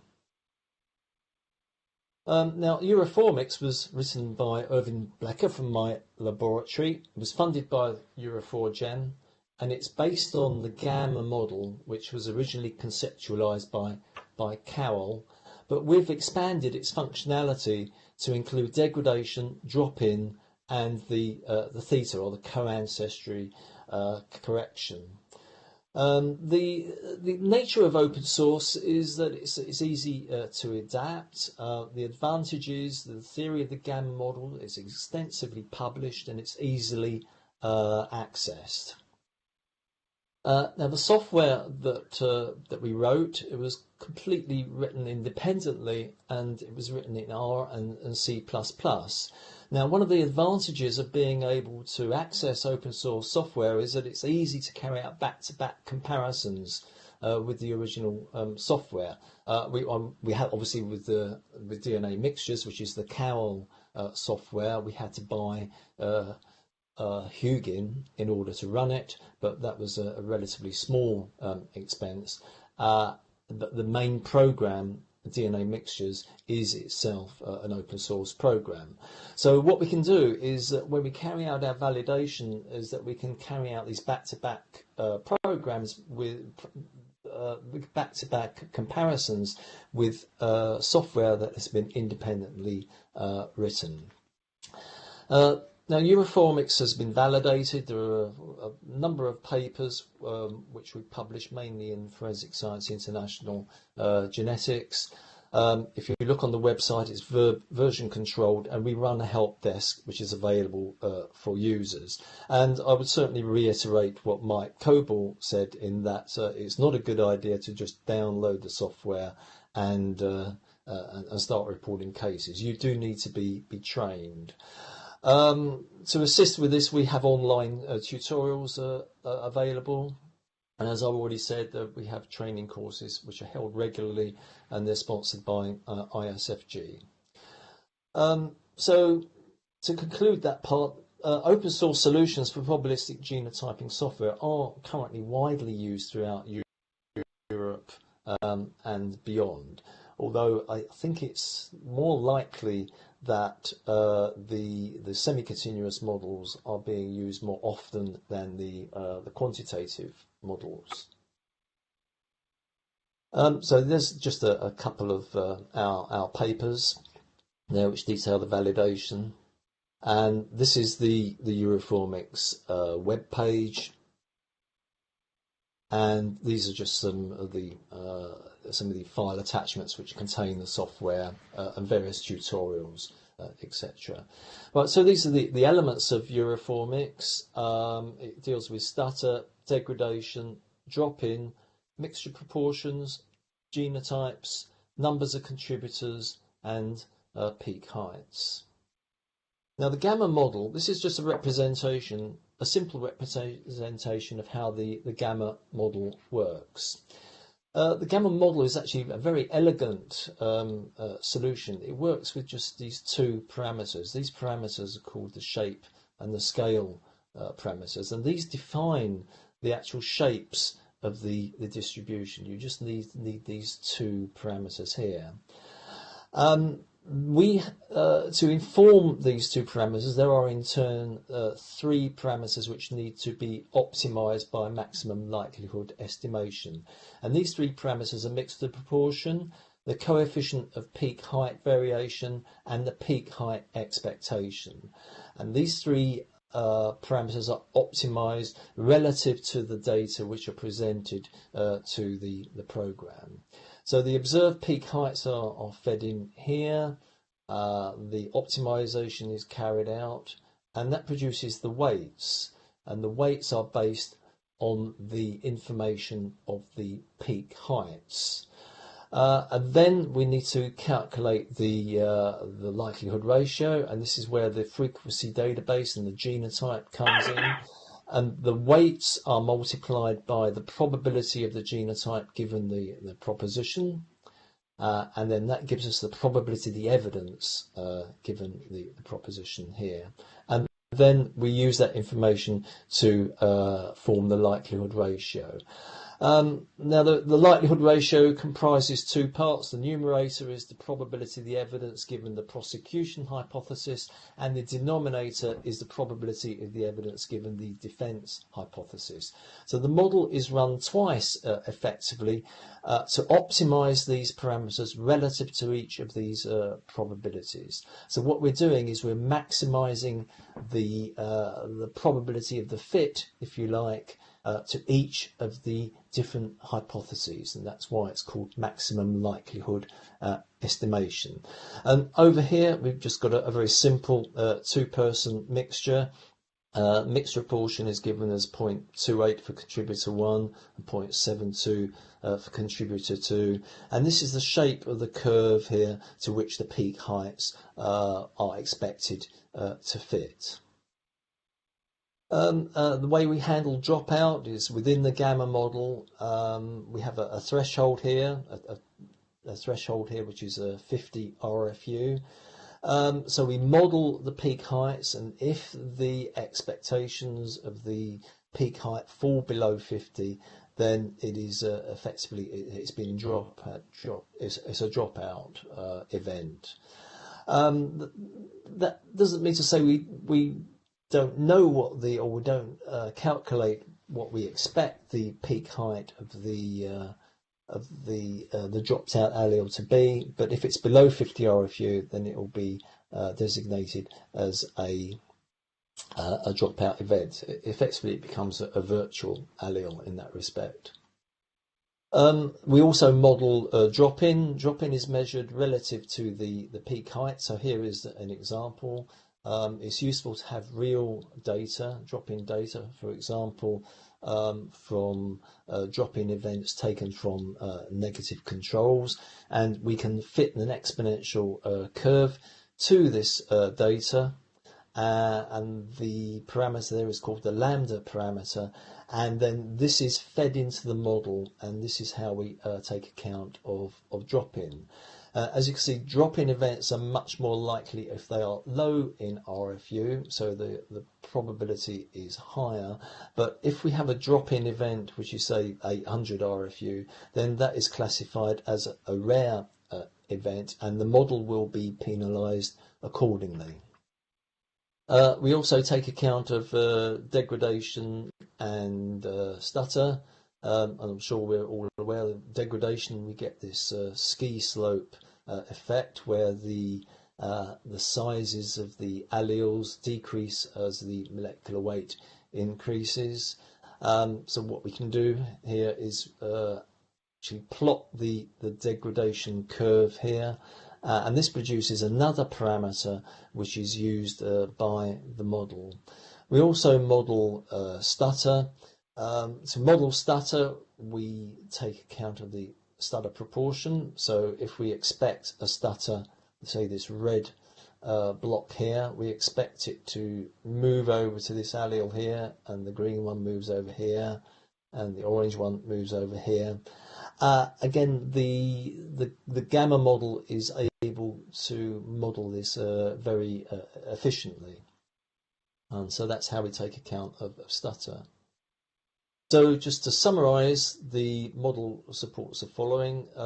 We can support multiple contributors, but the realistic limit of unknowns is 4 because the computer will take a long time to run otherwise. The extensions to the Cowell model include allele dropout, allele drop-in.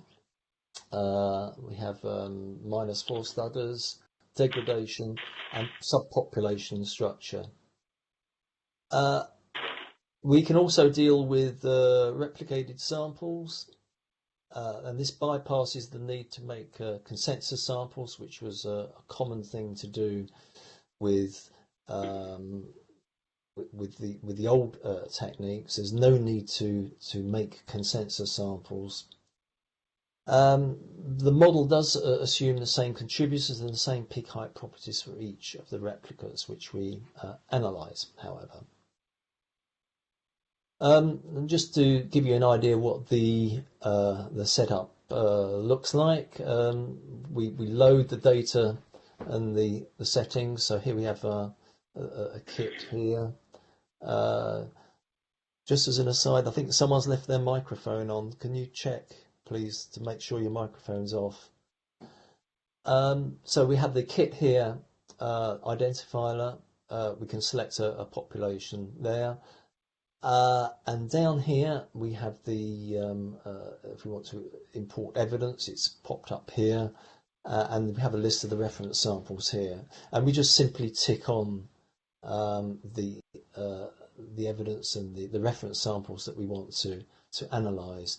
The settings are shown over here. We have a default detection threshold, default FST correction, and a default probability of drop-in, and we have the lambda parameter over here. Okay, so then we would click on the weight of evidence in order to get the results. One other feature which I think is worth mentioning is that we are linked in with Strider. This is the EMSI, the European database, and within the Strider database we have a large number of populations which we can simply select from here. And these are the kits which we support. If there are more kits, people just need to contact us, and we'll add them to the selection here. So we have a real-time link with Strider. So if Strider is updated, then this will be reflected in real time with the selection of the populations here. Notice we have the Forensic kit here. The platform does support massive parallel sequencing using SNPs and STRs. So we are making steps to keep abreast of changes with massive parallel sequencing as it happens. Now, the model specification page here, you have to specify the model. This is done very easily. You have contributors under the prosecution hypothesis, suspect, victim, for example, which you can click on or click off. And then you have to specify the number of unknown individuals. And you do the same thing under the defense hypothesis. Again, you wouldn't normally put the suspect in the defense hypothesis, but you may well condition on a victim. And then you have to remember to add an unknown to make the model balanced. Although it's important to stress there is no reason why the number of contributors under the prosecution hypothesis and the defence hypothesis have to be the same, but in practice they usually are. We can also deal with relatedness. So here's a list of relatives which we have. It's possible to condition your defence hypothesis on the contributor being a SIB, for example, of the suspect. And then over here we have the loci which we are dealing with in the particular multiplex, and again we can either click on or click off. If we want to have a closer look at the evidence, then we can have a look at these two plots. Now here's the degradation regression, for example, and over here we have the a representation of the electropherogram, which gives details of the alleles which match the known individuals. And obviously, because this line is going down relative to the fragment length, it seems to exhibit degradation. So this is obviously something we would want to take account of in the model. And then we would run the results. We can run the model either with or without degradation, or with or without stutter. The data are shown here. The important feature of the data, we can see the mixture of proportions of two individuals here and here. The parameters, the peak height expectation, the peak height variability shown here, along with the standard errors, and the same thing over here for the parameters under the prosecution hypothesis. The proportions and the parameters will differ between the defence and the prosecution propositions. We take note of the log likelihood. This gives an indication of how well the model fits, because what often happens is that we want to compare different propositions. The propositions may not be completely straightforward. We might want to add extra contributors and the unknowns, for example, and the log likelihood gives us an indication of how well the model fits. What we're aiming to do is to maximize the log likelihood parameter here. And to carry on with that, what we've done here is we've added another contributor. This is from this model here.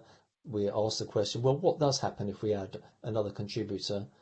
So we add a contributor here, individual C3, and if we look at the mixture of proportions here, you can see we have C1 is estimated at 0.73, C2 is estimated at 0.26, and C3 is estimated at 2.3 to e to the minus 12. So this is a very, very low mixture proportion, and this is what we typically find if we add excess contributors, is that generally they don't have any effect whatsoever on the likelihood ratio, because they are modelled as being present at such low quantity.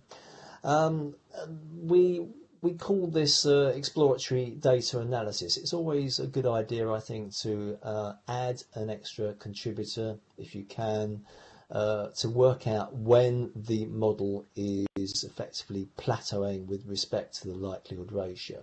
So this likelihood ratio here, 5 to the 10 power 15. If we look at the previous slide, you see it's the same order of magnitude.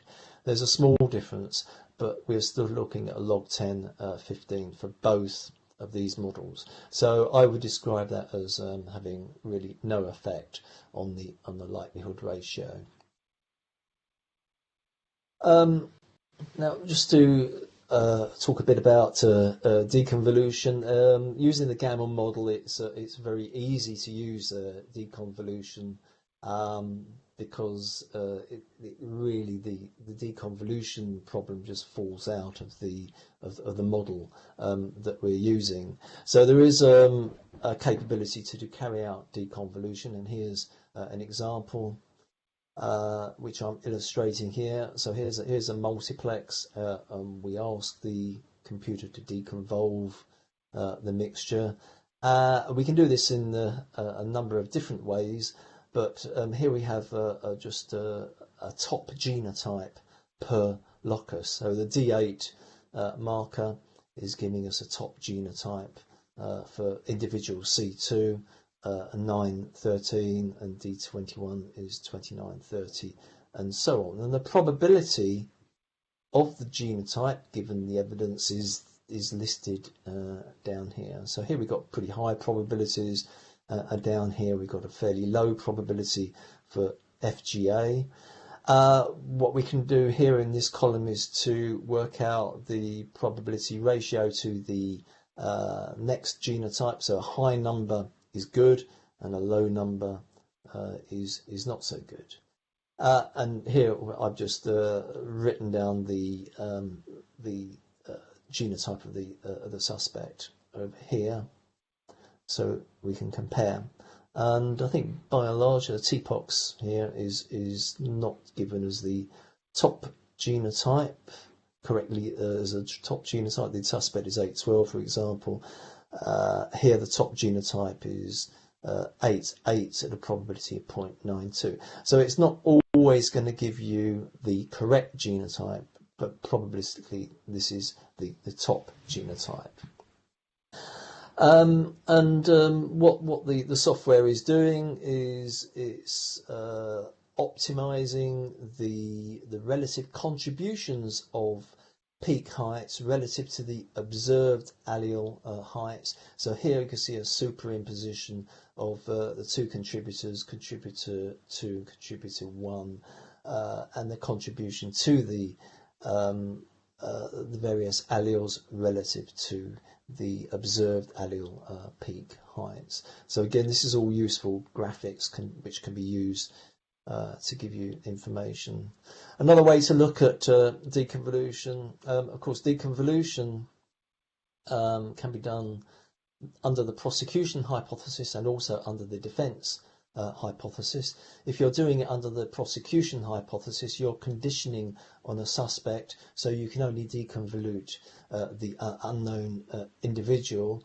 So here's a representation of that. You can see that the favoured genotype is BC here, and there's a few other possibilities here, a much lower probability.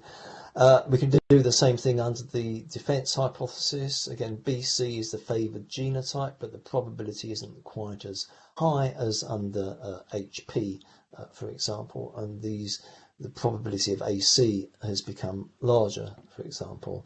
And of course, under the defence hypothesis, the suspect is an unknown individual, so we can attempt a deconvolution of that individual here, and here's a deconvolution of a contributor C1, and as you can see, we don't have so much certainty in this particular example. Now, the time usage, how long does it take the software to actually run? Well, 2 contributors is less than a minute. This is just for a typical profile. 3 contributors will take a number of minutes. 4 unknown contributors will take 30 minutes to several hours. There's really a practical limitation, I think, of about 4 unknown contributors. When we go up to 5 contributors, then it may take a day or so to run, but it does depend very much on the actual case which is being analysed. Now we can either use or not use the stutter model. It's possible to use to filter out the stutters, for example. Some users prefer to do that. You would usually want to use a stutter model if your person of interest is low level, however, and within the stutter range, and then it is a good idea to use the stutter model, but it's certainly not compulsory to use it, and there's probably not much benefit to be gained if the person of interest is a major contributor. Adding the stutter model to Euroformics means that the computer has to take more effort, and it roughly doubles the amount of time taken to produce the answer. I'll just talk a little bit about validation. I've mentioned it in relation to actually writing the program, and as I said, an advantage of open source is that the software are available, and what that means is that you can look at somebody else's software and you can write your own independently, and you can use that software to debug and to make sure that you're getting the same answers. And quite a good way of validating software once it's been written is to look at the behavior when you're examining it or challenging the model with true contributors and non-contributors. And so this is a study that we did where we compared LR mix, which if you remember is the qualitative semi-continuous model. We're comparing that with the Euroformics, which is the fully continuous model. So the same samples were used for each, and it's interesting to look at the characteristics. Now down here on the x-axis is a number of dropouts for the person of interest. So as we go along the axis, the more partial the profile is becoming. So over here we've got good profiles, and over here we've got very, very poor profiles. So we challenge the model with true contributors, and we also challenge it with non-contributors. And here you can see the plots. The open circles are the true contributors. You can see the likelihood ratio gradually decreases as the quality of the profile decreases. And when we're getting to about 4 dropouts, you can see that we are starting to get false negative results with the LR mix. If we look at the non-contributors here, we can see we can get mainly we're having results which are very low, going down to a likelihood ratio 10 to the minus 20, for example. But we do get a few results which are sneaking over likelihood ratio equals 1 here.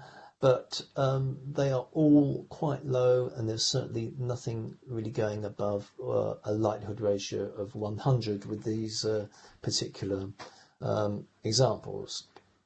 Now, if we turn to look at the fully continuous model, the first thing you can see here, for example, is that the fully continuous model does give you much larger likelihood ratios compared to the qualitative model, if true contributors are used to interrogate the model.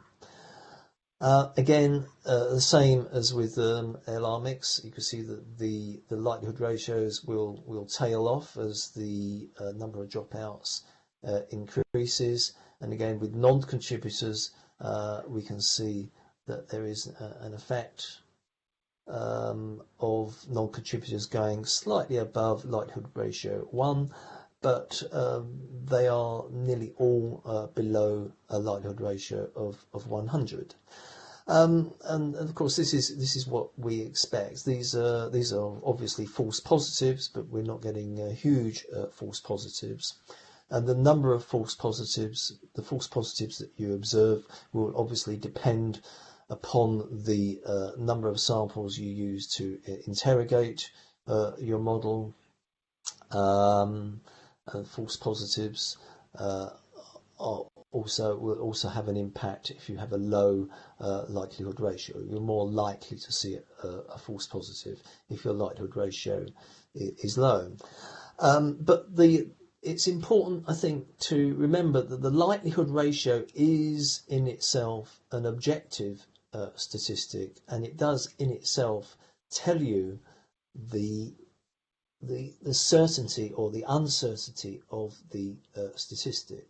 So I don't think we need to worry too much about false positives appearing, because that information really is encapsulated in the uncertainty of the likelihood ratio itself. If my likelihood ratio is 100, then that also tells me the chance of a false positive result occurring. My likelihood ratio is 100. If I analyse 1,000 non-contributors, I wouldn't be surprised to find 10 false positives. That is what the statistic is effectively telling me. So I want to talk now a little bit about the scope of the software which we've built. There are a number of extensions which are all freely available. They're all open source. We have DNA Match 2, which is a database search engine. And we also have Case Solver, which is an expert system that we use to analyse complex cases. And this system can also be used as a contamination search by referencing to elimination databases. And I'll give a brief demonstration shortly. And also to point out that the use of Euroformics has been extended to massive parallel sequencing, both SNPs and STRs. For the latter, we use the longest uninterrupted sequence. And if you use the Forensec kit, then you can use Euroformics to interpret mixtures.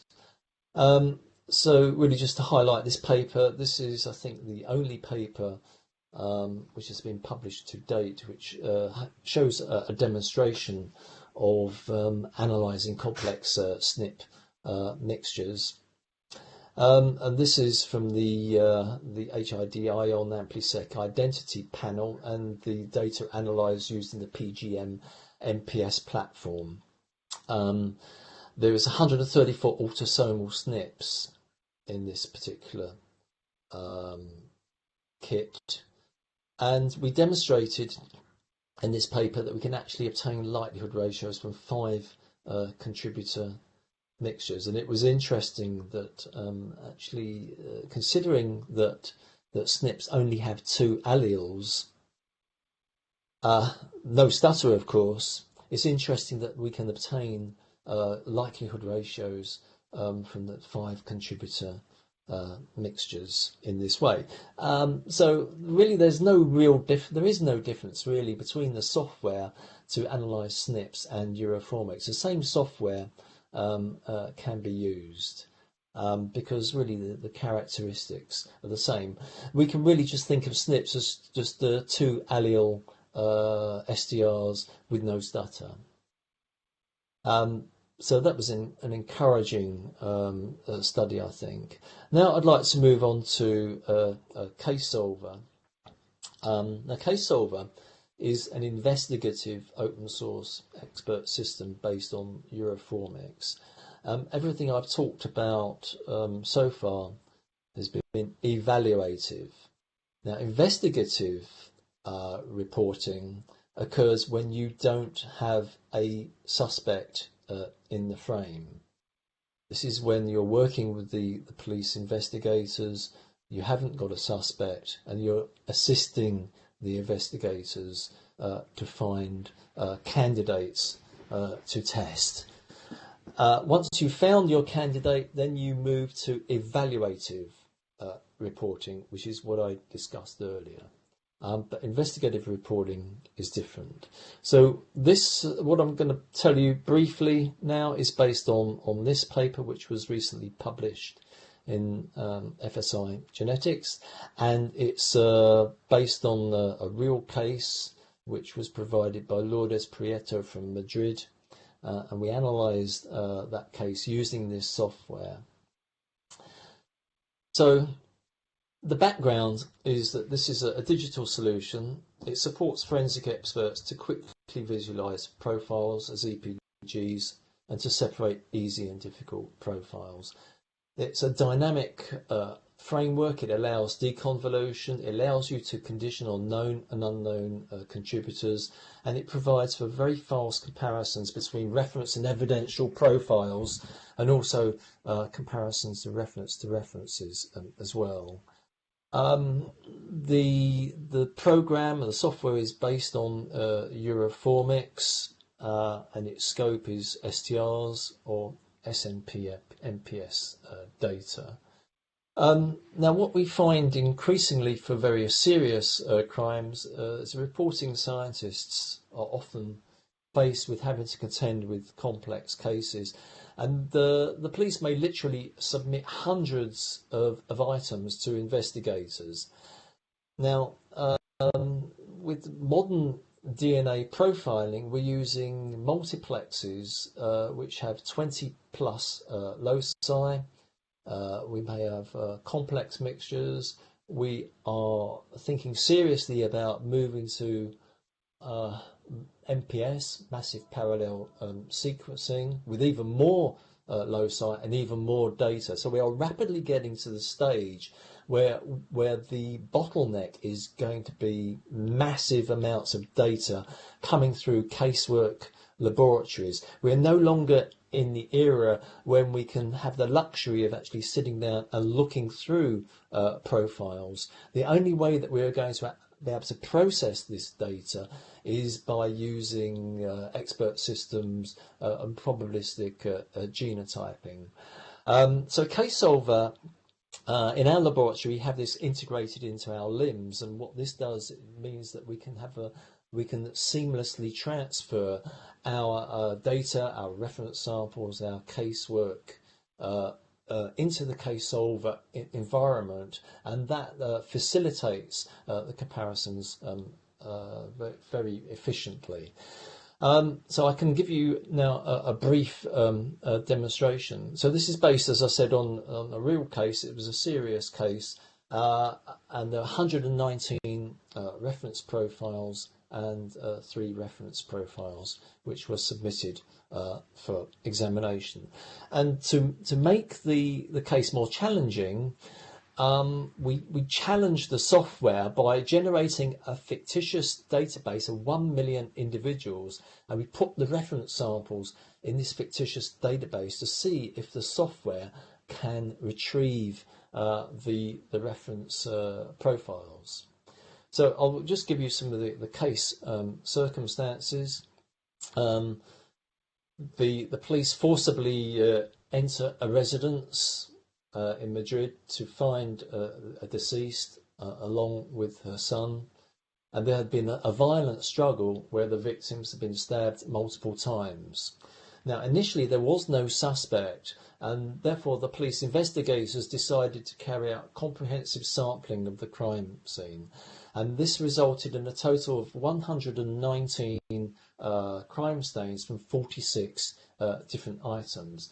And when these were analysed, 68 were single contributor profiles and 44 were mixtures.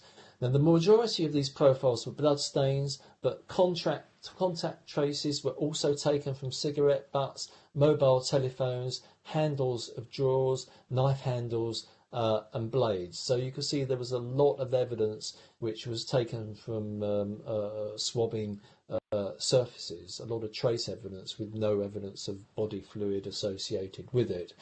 And the analysis was carried out with Global Filer. And then really I'd just like to reiterate the difference between investigative versus evaluative analysis, because it is really quite important. And just to reiterate, before the defendants are identified, the process is investigated. The propositions are not yet formulated, but when defendants are identified, the process becomes evaluative. When we are entering evaluative reasoning, the propositions are formulated and then they're fixed for court-going purposes. In the investigative phase, we have not fixed our propositions. They are flexible. But when you go to court with fixed propositions. So that highlights the difference. So the investigation was carried out and a potential suspect was eventually highlighted. It was an ex-partner of the deceased, and a reference sample was taken from him. So here, really just to show you a plan of the crime scene. So here we have the body of the woman and her son over here, and these numbers indicate where the DNA samples were taken from, and over here we have a list of the samples where they were taken from over here. So this is just really a typical crime scene. So with the case solver, we're able to organise the data into a single file directly from GeneMapper. So we have two windows here where the crime scene profiles are loaded, and down here we have some reference samples as well. And what the software does is compares all of the reference samples with all of the crime scenes to highlight whether there's a mixture or not, and if there is a mixture, whether it matches any of the reference samples. So every reference is compared to every evidence profile. The matching reference are identified and they're labelled in the match status. The software also supports missing loci, which is obviously important with partial profiles. Now, I mentioned earlier that investigative propositions are different to evaluative propositions. But of course, you cannot analyse or you cannot work out a likelihood ratio unless you have a proposition. So when you're carrying out your work using investigative propositions, effectively you're taking your persons of interest. They may come from a national DNA database. You take each one in turn and you put them into your model. Each one of these individuals is a person of interest, and then you add them to k-1 unknowns to the model in the numerator. That's the prosecution hypothesis.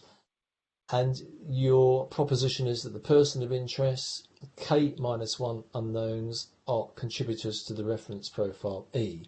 And the defence hypothesis is that k unknowns are contributors to the evidence profile E. And this is really what we do with the non-contributor analysis, except we're hoping to find a true contributor in our database of samples. And we calculate a likelihood ratio for each comparison, and the majority of them, if they are non-contributors, will give us very low likelihood ratios. But if we hit upon a true contributor, then that will give us a likelihood ratio which is hopefully high. It may be quite low, but anything which gives us a likelihood ratio above a given threshold will be taken forward for investigation.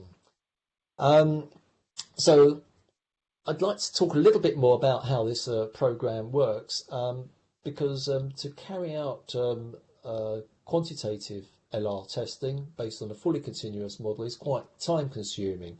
Fortunately, if we're interrogating databases, we can actually take a couple of shortcuts. The first shortcut is the matching allele count. It's a simple allele comparison. It just literally counts the number of alleles which match your crime stain profile. And we can set a default here to 0.8, so we need an 80% match before we take it forward. And then we use a qualitative program. It's based on LR-Mix Studio, the semi-continuous model, and that is used to assign the likelihood ratio to all the surviving candidates. We need to use a threshold. The threshold can be set by the user, and in this particular case we set a threshold of 1,000 to detect to select the candidates.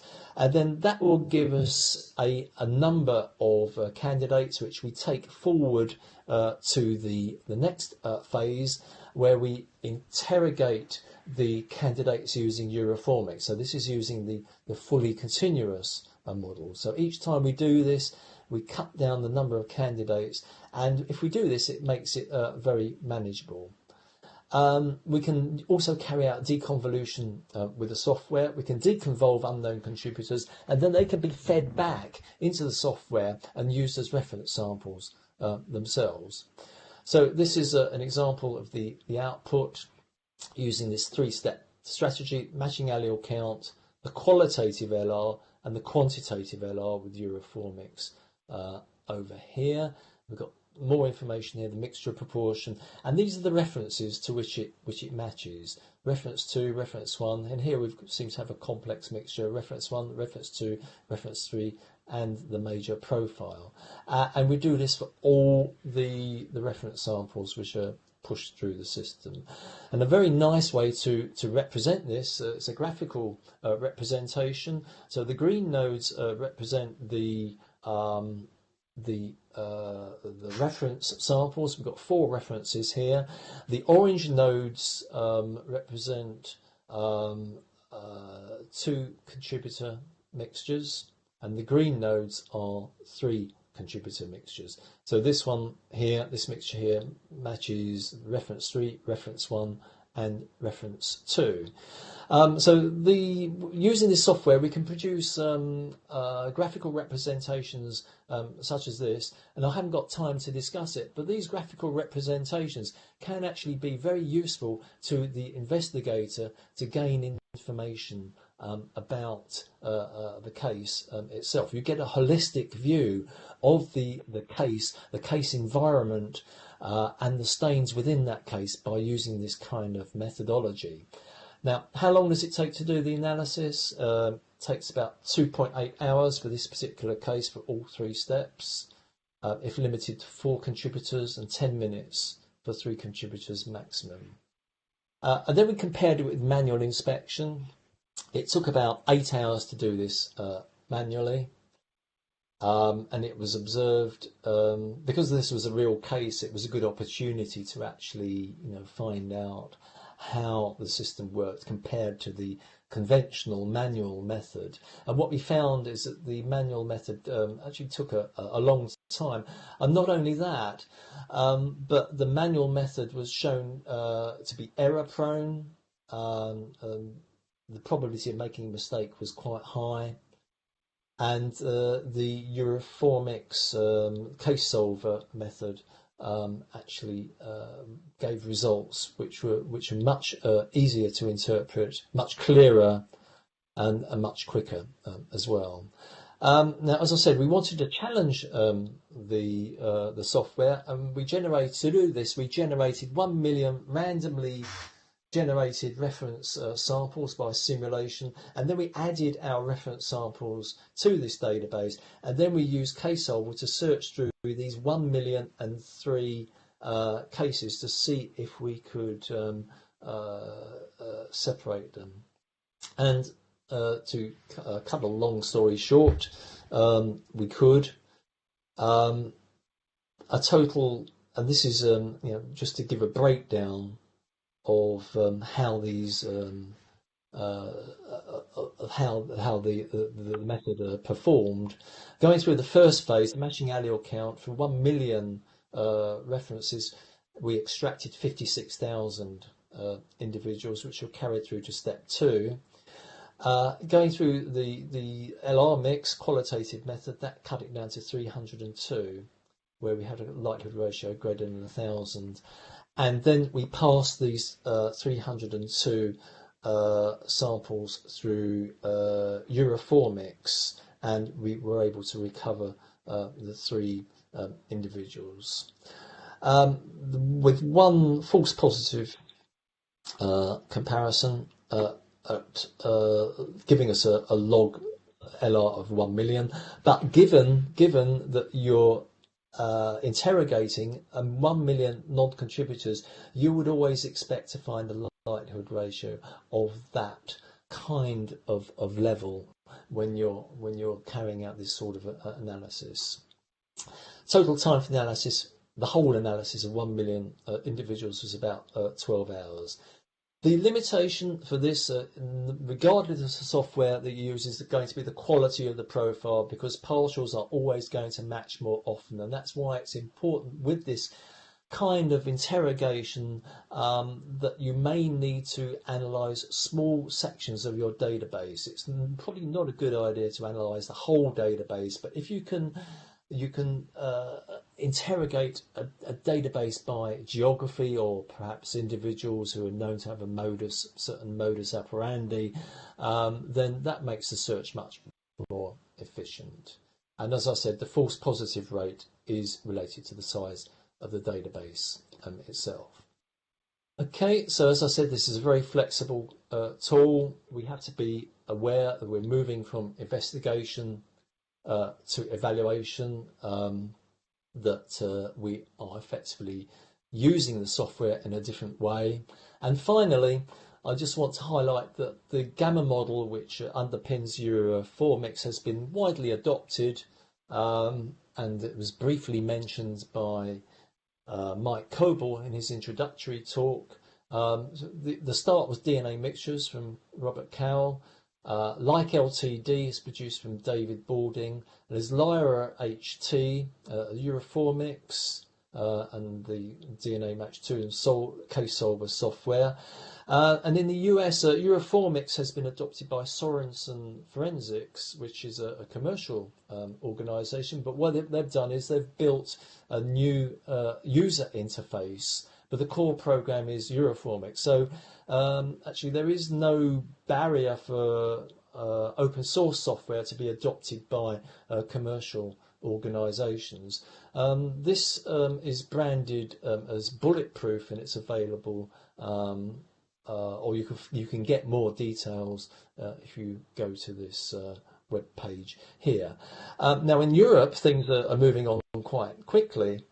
There's new software which is currently under development, which we are collaborating with, and it will soon be released. And this is based on the Gamma model and Euroformix, and it will be called DNA Access. And this project is being led by the Netherlands Forensic Institute, NFI, and it's written in Java, and you'll see some publications on this software coming out soon. So really the Gamma model has been widely adopted, and it's appearing in a number of different formats. This, I think, is very beneficial to the adoption of probabilistic genotyping software, because the user now has a lot of choice, and that can only be good, I think. And with that, I think I end this presentation. Thank you. Thank you so much, Peter. We had one question, and I'm going to share my screen so that you can see the question. It's down in the bottom. Would case solver investigative analysis allow for searching a mixture in the database and return the highest likelihood individuals in the database to fit the mixture? Yes. What it does is you're calculating a likelihood ratio against every reference sample in your database. So every individual in the database will give you a likelihood ratio. And so what you do is you can rank these individuals in order. So the highest likelihood ratios going down to the lowest. And it's investigative because we don't know if these individuals are going to end up as suspects. But what it does do, it prioritises the police resources. So we can rank them. You may have 1 million individuals in your database, and you can rank these 1 million, but you may just take the first 50, pass these first 50 to the investigators. The investigators go away and they tell you if they're a reasonable suspects. They may go around and question them, look for other evidence, etc. And they may come back to you and say, well, no, they're not in this top 50. Please give me the next 50. And they'll go down like that. Of course, you may not find the individual. Of course, they may be in the database, but you may not find it because it's too low down. And there's always going to be a restriction on how much money is going to be available for the investigation. With serious investigations, of course, there is more money available, and it's much more likely that they will go a long way down the list before they give up. Obviously, you can't investigate 1 million individuals. Very good. Okay, thank you so much. And with that, I'm going to stop sharing my screen and pass it over to Dr. Buckleton to continue on with StarMix. Thank you so much, Peter.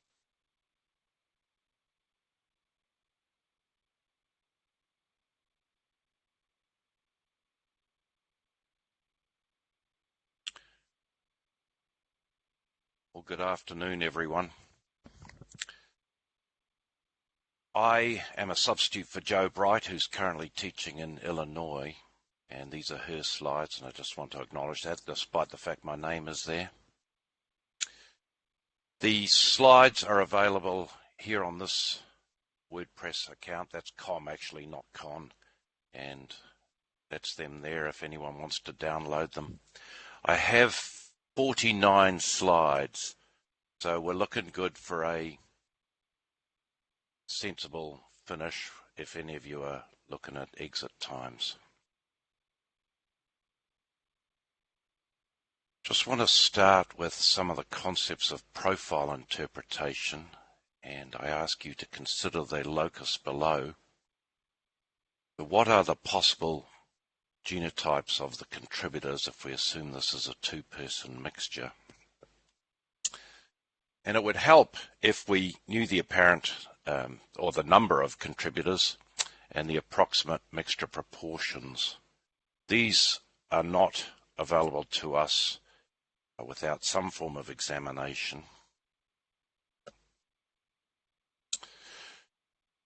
The way StarMix proceeds is to consider the probability of the data, which is O for observed, given various proposals of genotype solutions to that mixture. So what is the probability of the observed profile given a proposed genotype combination? You may use some heuristics to limit the list of possible combinations, and StarMix does have a few of these. Peak height ratio, not used by StarMix. Stutter ratios, we do cull some peaks on stutter, and mixture proportion.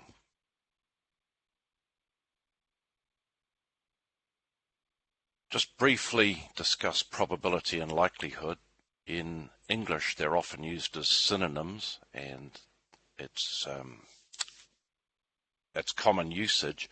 In maths, they're often given specific definitions. So the probability of the observed profile given a proposed genoset is the probability of O given Sj. But this is the likelihood of the proposed genoset given the observed profile. We go back to the mixture I showed you initially and assume two contributors. We get 6 possible proposals, and we've labelled them major and minor, but we think of this as not sufficiently resolved that we could really pull out a major and a minor. And that this is the 6 combinations that have been on the table since Clayton wrote out his valuable approach to mixture interpretation in about 1997. So the major could be 2122, and we see that isn't a combination we particularly like because it's got quite a big imbalance.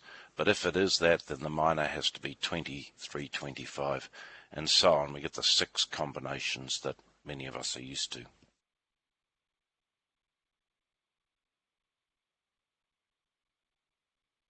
Back in the past, we used a binary model, and the binary comes about because we assign a weight of 1 whenever the genotype set explains the profile well, and 0 when it does not. And the binary comes from the 1 and 0s, obviously. And we see that our absolute favourite here is 2125, and the rest are less so. And if I forced you to use 1s and 0s, you may be stressed by this profile. I know I would be, because that top combination is not completely certain and the others are not completely impossible. And it was this constraint of 1s and 0s that was the deficiency of previous methods, and it's the release from this constraint that gives the value to probabilistic genotyping. We had known it would come, but it has proven to be markedly more than we ever thought it would be.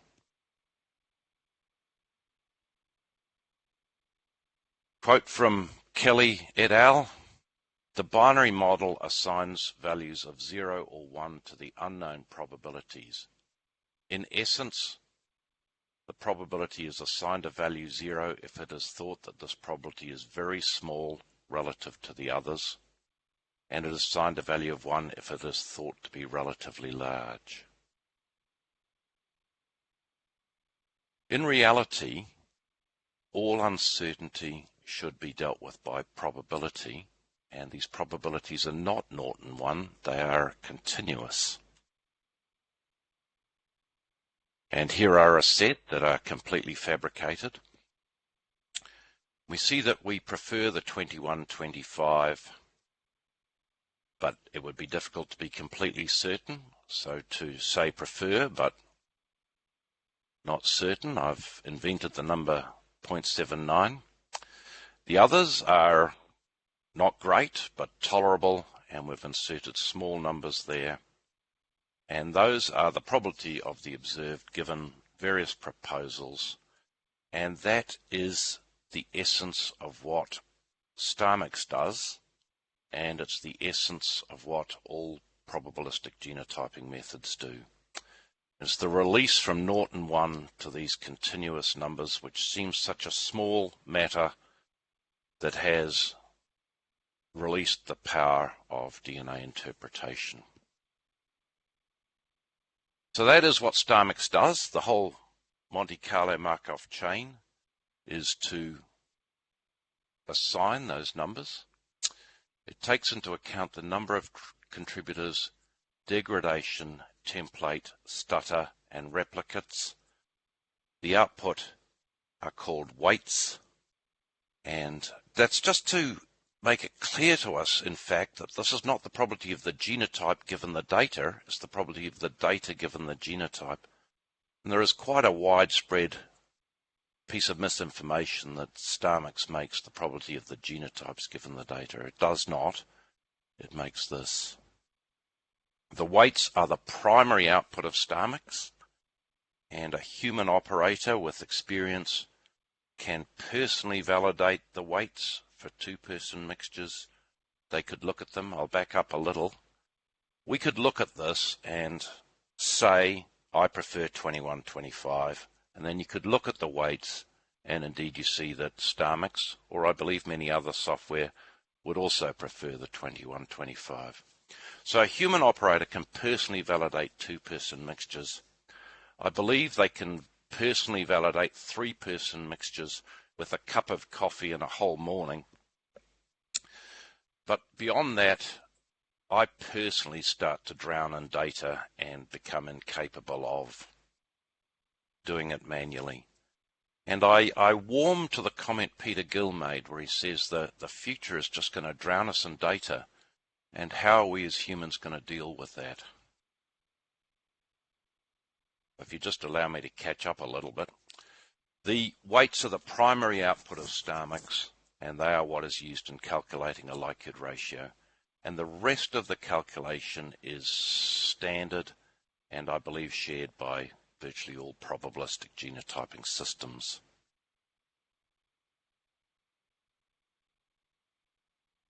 The weights are done using a Markov chain Monte Carlo approach, or MCMC. It's likened to a game of hot and cold that you may have played as a child or played with your children.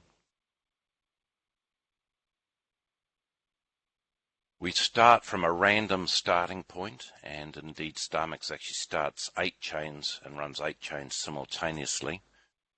So we start from a random starting point and we make a proposal. So this proposal steps away from the area of high likelihood here. Therefore it is a cold guess.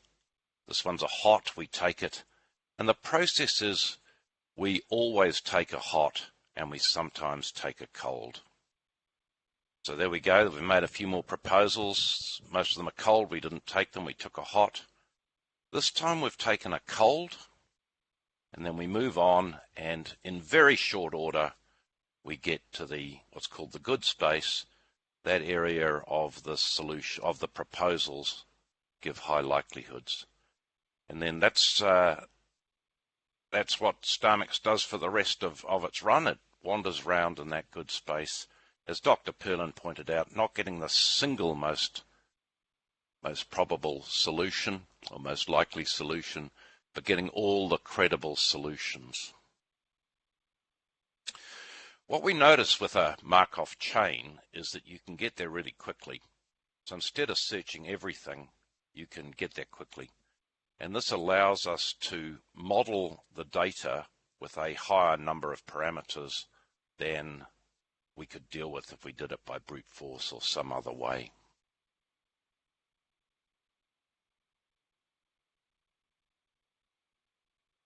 Every proposal is called an iteration, but not all iterations are accepted. As I said, the hot ones are, and the cold ones are accepted sometimes. So the number of iterations can be in the billions, depending on the complexity of the problem. But we accept a subset of them. So we, as I said, we always accept a hot. We sometimes accept a cold, and we usually run for 50,000 accepts per chain. So times 8 is 400,000. And this is a self-scaling process. If it's getting a lot of hot and getting a lot of accepts, it'll finish quickly, and that's what it does with simple problems. If it's not doing that, if it's struggling to find the good solutions, it just runs longer, and it's, as I said, self-scaling. Accepts are a subset of iterations. Imagining you might be asked to explain in court Markov chain Monte Carlo. Formally, they're a class of algorithms for sampling from probability distributions based on constructing a Markov chain that has the desired distribution as its equilibrium distribution. I imagine that possibly wouldn't go down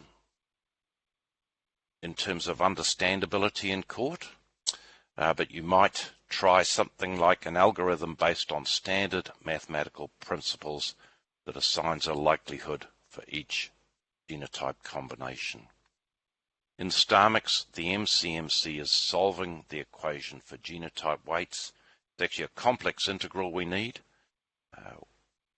We did contemplate maximum likelihood, and we were unable to trust maximum likelihood until we had benchmarked it against what we call the correct solution, and the correct solution is an integral, not one maximum. In that test, we've found maximum likelihood performs credibly most of the time.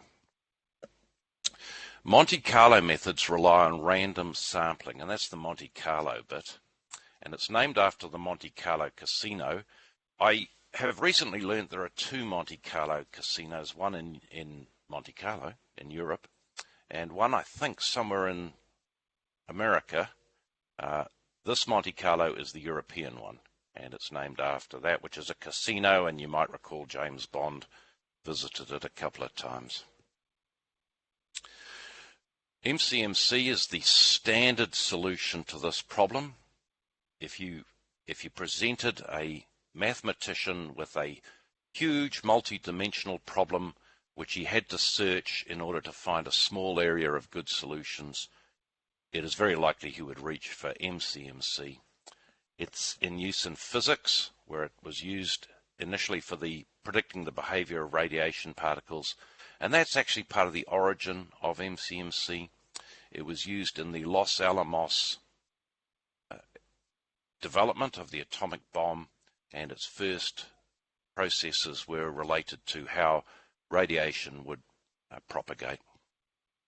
It's also used in genetics, creating phylogenetic trees, engineering, will your building fall down in an earthquake, aeronautics, social science, computational linguistics, weather prediction, stock market, and betting. We haven't got, we've missed my favorite actually, which is code breaking. One of the aspects of an MCMC chain is that every time you run it, you get a different answer. And this was initially met with absolute horror by the community. The thought that you get a different answer every time you run it. And we had deep concerns about reproducibility. I've actually come to embrace it as a very good thing. It puts in mind that there isn't an exact answer. I noticed Peter Gill used that, and I'd like to agree with him while disagreeing. I think we must avoid giving the impression that there is an exact answer. But I'm hoping I can desensitize anyone who's worried about not getting the same answer if you run it again. We do have in place some pretty strong mechanisms to deal with that. But I just ask you to think that every measurement in science has always had an uncertainty. When you were back at high school and you had to weigh a certain object, possibly in your chemistry class or somewhere, you were asked to put plus or minus on that weight, and that is the acceptance that absolutely every measurement has uncertainty in it. And so why should we pretend it does not? But importantly, with the Markov chain systems, the answers are very well clustered around each other, and the amount they would vary is very small in relation to the size of the number itself. So what is StarMix? Well, it's a probabilistic software for the resolution of forensic profiles. We're quite highly validated now. We've got 50-ish odd papers, and it implements the most modern DNA interpretation methods. It's published and supported expert software. The input file is an analyzed text file that contains locus names, so analyzed using GeneMapper or any of your analysis methods, contains locus names, peaks, heights, and their size. The human needs to remove some artifacts at analysis, so pull-up and dye blobs, and it's not listed there, but spikes as well, please. We use a user laboratory determined AT to filter low-level peaks that are potentially noise. StarMix can model any type of stutter probabilistically, so there's no need to remove stutter anymore. So it's those three, pull-up, dye blobs, and I didn't mention spikes. We still have a human strongly in the system. We don't claim to be fully automated. So StarMix takes in the profiles, it takes in an assignment of the number of contributors, it takes in from validation knowledge about stutter and locus effects, degradation and so forth from the lab. These inform the priors that the other systems also have. So the other PG systems do indeed have these priors. They're not informed laboratory specific. And laboratory specific measurements of variance. If anyone's interested, if you have the same kit in chemistry, the difference between lab to lab is pretty minimal. All of this goes into StarMix, and we have a picture there of a human because we embrace the presence of the human in this, and this produces the weights. And picking up what Dr. Coble said, we're very warm to the idea of looking at the profile first, looking at the outputs after, and checking that the system is running as expected. That produces an LR. StarMix isn't two halves, two completely separate halves. So the weights are produced by the Markov chain. The LR is purely arithmetic and it's produced by a separate module. And this is to downsize validation efforts. If we only change one half, we tell you we have.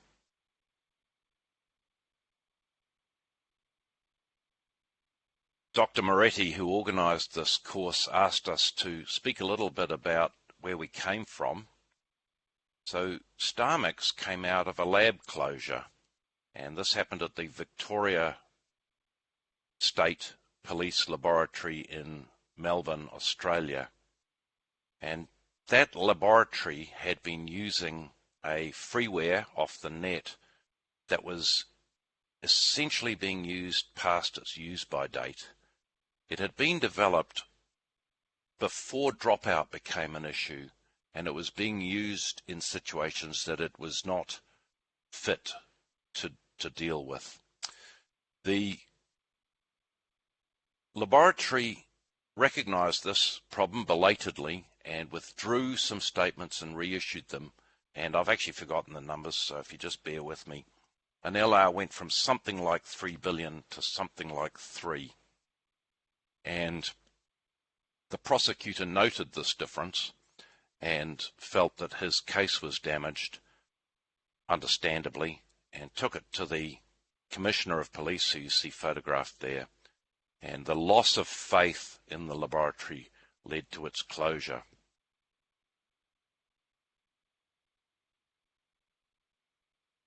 Excuse me while I have a small PowerPoint problem. As part of that closure, the assembled heads of laboratories in Australia and New Zealand met and decided on a standardization process for Australasia. Australasia is the collective noun for Australia and New Zealand. The standardization process standardized all sorts of things, all aspects of DNA, but myself and Dr. Duncan Taylor from South Australia were tasked with making a budget software that could do two-person mixtures. Dr. Taylor is a remarkably talented man and recognizes no limits, and within 1 month he'd produced a software that could do four-person mixtures with stutter, and the four-person mixture constraint was imposed arbitrarily by me. I didn't feel comfortable at that stage going further, and indeed the maths is infinitely extendable. If you wanted to do that, I'm going to argue later why would you, but we had a prototype in 2011, and here's what the first prototypes looked like. By this stage, Joanne Bright, whose slides I'm presenting today, had joined our team. Joe and Duncan are remarkable young people with enormous talent and awesome work ethic, and they are the engine for this whole development. In August 2012, the first two laboratories went live with StarMix. They were New Zealand, which is ESR, and Forensic Science South Australia. We went live within a day of each other, and we never say who went first. After a little time, it rolled across Australia. This was developed as a joint venture simply for Australasia. We had no intention whatsoever of ever releasing this internationally. This was going to be our own software just for Australasia.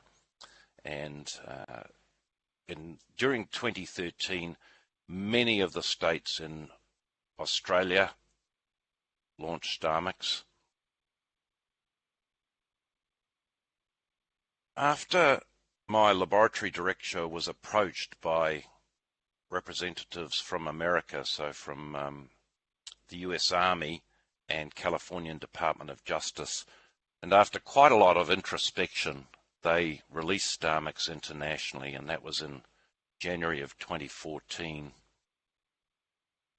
And we've continued improvement since then. Improvement is incremental, not revolutionary. The core of it is the Markov chain is not changing, but we have continued improvement. And by StarMix 2.3, this was the version I'd always dreamed of making. This had the things in that I always wanted. So improved modeling, improved workflows, runtime improvements, memory improvements. And the one that's not there is it could do relatives for mixtures. So the proposition that it's not me in this mixture, it's my brother. And that's the one I always wanted in there. We put out a yearly upgrade, so 2.4, 2.5, 2.6 is out now. Here's what the screen looks like. Very user-friendly, which is thanks to our professional programmers now who have great knowledge base around drag and drop and GUIs and so forth. And here is who's using it worldwide. So we've got, I think if you're red, you're in active casework, and if you're blue, you're not. And so we have 48 live laboratories in the United States are spread across the world in other areas, including our first one in Africa. StarMix is fully configurable, so we have all the common kits and allele frequencies ready as exemplars. It's configurable. You can set your defaults and settings, and these are locked. They're under an admin password, so after your validation, these can be locked by your tech lead who has the password, and they cannot be changed without approval from the tech lead. The reports are configurable, and there's good reason for this. I'll show you in a minute. But if you're not careful, you can produce 700 pages of report, and that is an enormous waste of trees, but also just a horrible job to have to number, date, and sign. And we strongly advocate configuring your report down to the more vital information, which I will discuss later, and saving the trees. But for disclosure purposes, you're going to need all this, so save it electronically. So save the big thing electronically, and that spits out simultaneously. People in America and across the world are currently doing 1 through 5 contributors. The constraint isn't the maths, the constraint is practical. So at 5, runtimes are longer, memory requirements are higher, and rewards are lower. So rewards defined as your ability to differentiate true from false contributors.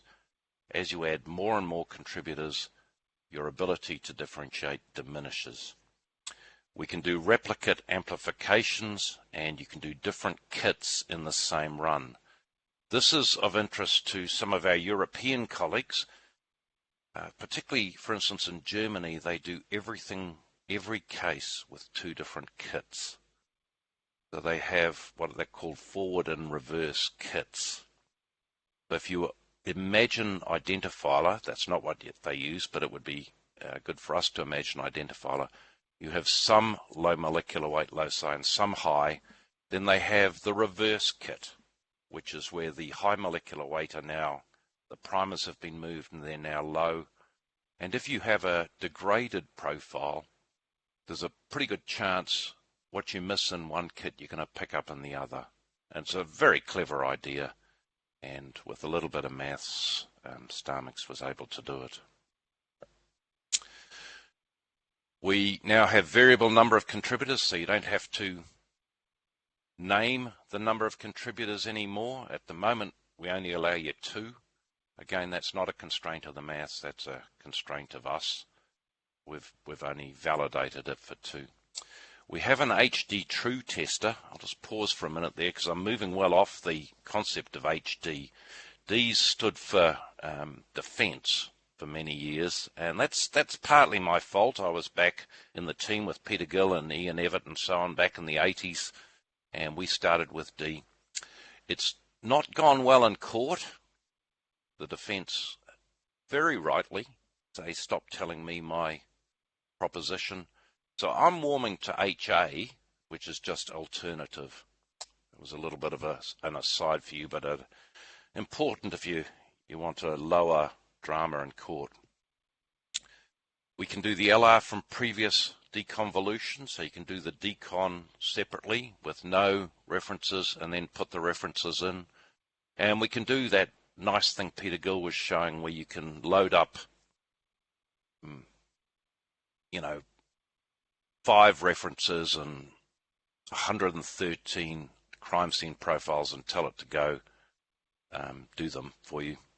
We have a batch mode, so set up in queue processes, so you can set up a batch to run while you're at the gym or overnight or over the weekend. The treatment of the validation work goes through a process called Model Maker, and it's just at the very start of the whole process. In fact, I shouldn't say validation, it's implementation. So just to get your parameters tuned, we have an implementation stage. That's actually very much the lesser part of validation.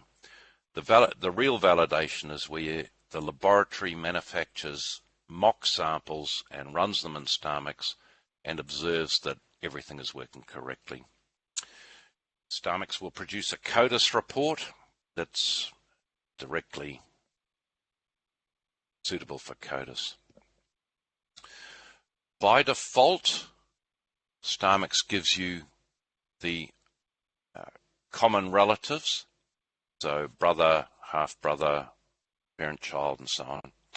Optionally, you get the unified LR that may not be well known, but it treats a population as a mix of related and unrelated. So predominantly unrelated with a tiny handful of related. This is possibly more what populations really look like. And with our new megaplexes, the relatives are becoming increasingly important. So I'm personally very warm to unified. And you can stratify across subpopulations. So instead of giving 4 numbers for Caucasian, African American, Southeastern and Southwestern Hispanic, you could stratify across them and give 1 number. Almost ubiquitously in the States, people are not reporting the point estimate or the best estimate. They're reporting a lower bound. This concedes uncertainty in allele frequencies and MCMC and theta variability. I'll just briefly speak to those. I think allele frequency is pretty obvious. We're used to uncertainty. The allele database is a sample. Those numbers are not certain. All uncertainty should be treated with probability, so it's conceded. The MCMC bit can get the bound on future MCMC chains. And if you think back to the start, I said there was deep horror at us not getting the same answer twice. What we can now give you is the lower bound on future Markov chains. And the other is theta, the co-ancestry coefficient. Again, that is not a certain thing. That is assessed from data, and that can also be treated probabilistically. Has database search functions. They're quite fast, and you can do standard and familial propositions. StarMix runs on a standard desktop or laptop, and no servers required, although some people have taken them. And you can have standalone or server licenses. The hardware requirements we've listed here: low spec, medium spec, and high spec. So medium spec is pretty much what most people have sitting on their desk, and that will easily deal with 1 to 4 person mixtures. Many labs are buying 1 high spec computer for the lab, and they use that to queue the bigger jobs, the 5-person mixtures, or especially 5-person mixtures with replication. Slows everything down, and that is an efficient usage of the available funds. Approximate run times do depend on your hardware, but single source is less than a minute, 2-person mixtures 5, 3-person about 15, 4 about an hour, and 5-person starts to get big time, and you need to start thinking about batch mode and use of weekends. The report is fully configurable, and it contains the settings, inputs, genotype combinations, and weights, and diagnostics for each run performance. I'm going to show you a couple of these, and then I'll also mention what I think you should store electronically. So there's some reasonably standard output material. You don't have to have ESR's logo there. You can put your own in. In fact, you should put your own in. You get the version number, who ran it, and some administrative matters like time and date. Over here, you're getting which kits you've used and the samples used. Move on.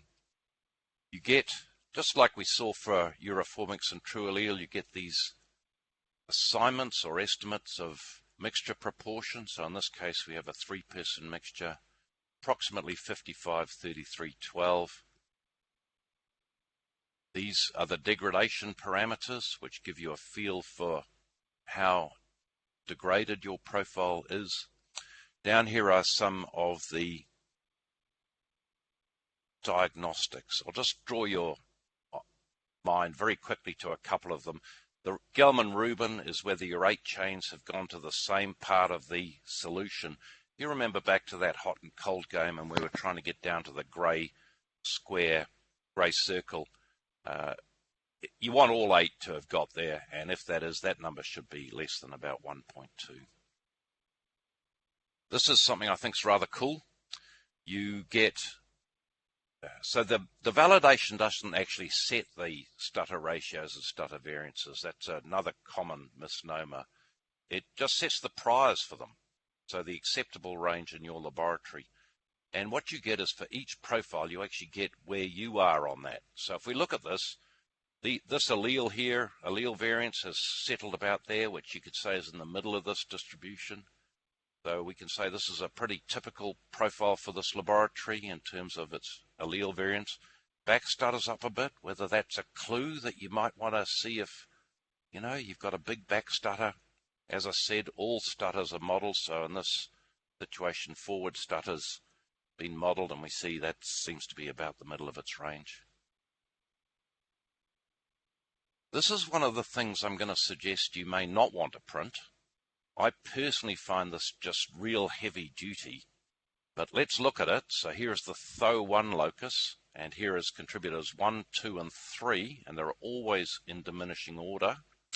And the first proposal, or the most accepted proposal, is this one. So the 8.9, 8, 9.3, 8, 9.3, and we have this weight over here, and we can see that's Starmix's favorite for that situation.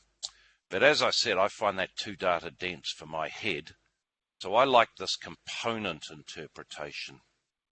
And here we have contributor 1, which is the big one, and here's THO, and it just tells me for contributor 1 it likes 8.9 the best, and 58% of the time. I find that quite nice. Over here on the right, it's going to tell me if anything gets above 99%. That's nothing to do with interpretation. That is just simply if you're thinking about loading up to a database, Starmix can tell you it cannot pull out anything with better than 99% confidence. However, down at D21, it meets that standard with the 29 allele. You get this summary sheet here, which may help inform you with a load to CODIS. We see that we've got no real hope with contributor 2 and 3, and you've got to say contributor 1's looking pretty hard work as well, but maybe bits and pieces of that are loadable. As part of the diagnostics, you get this locus efficiencies. It's to help warn you if any of your loci are misbehaving. We have had that. We've had whole colors go up, and that's a performance of the multiplex. You want these lines to be roughly horizontal and roughly the same. You don't want anyone sticking up too high or sticking down, but they should also be sensible. So we see that green's high here. I should be able to open up my electropherogram and see, yes, green's high. For audit purposes, the evidence input files are output again, so that becomes part of the record. These are the settings, and if anything has been changed from default, it goes to bold. So if your tech lead has allowed you to change something, and of course you'd have recorded the reason for that, it comes out here as bold and is fully in the disclosure chain.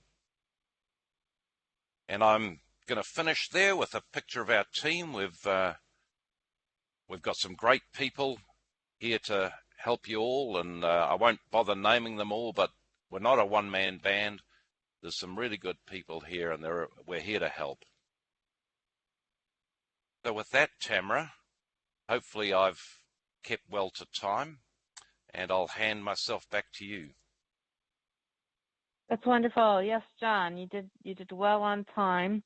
And we have one question for you, but thanks so much for delivering the lecture today.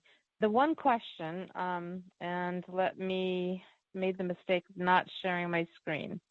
1 second here. All right.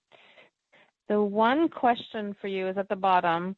What do you do when the top one, the genotype set, or the deconvolution, the genotype, doesn't match the suspect at that one locus, example being TPOC? So I imagine this is referring to an unintuitive result when you believed there to be a match to a person of interest.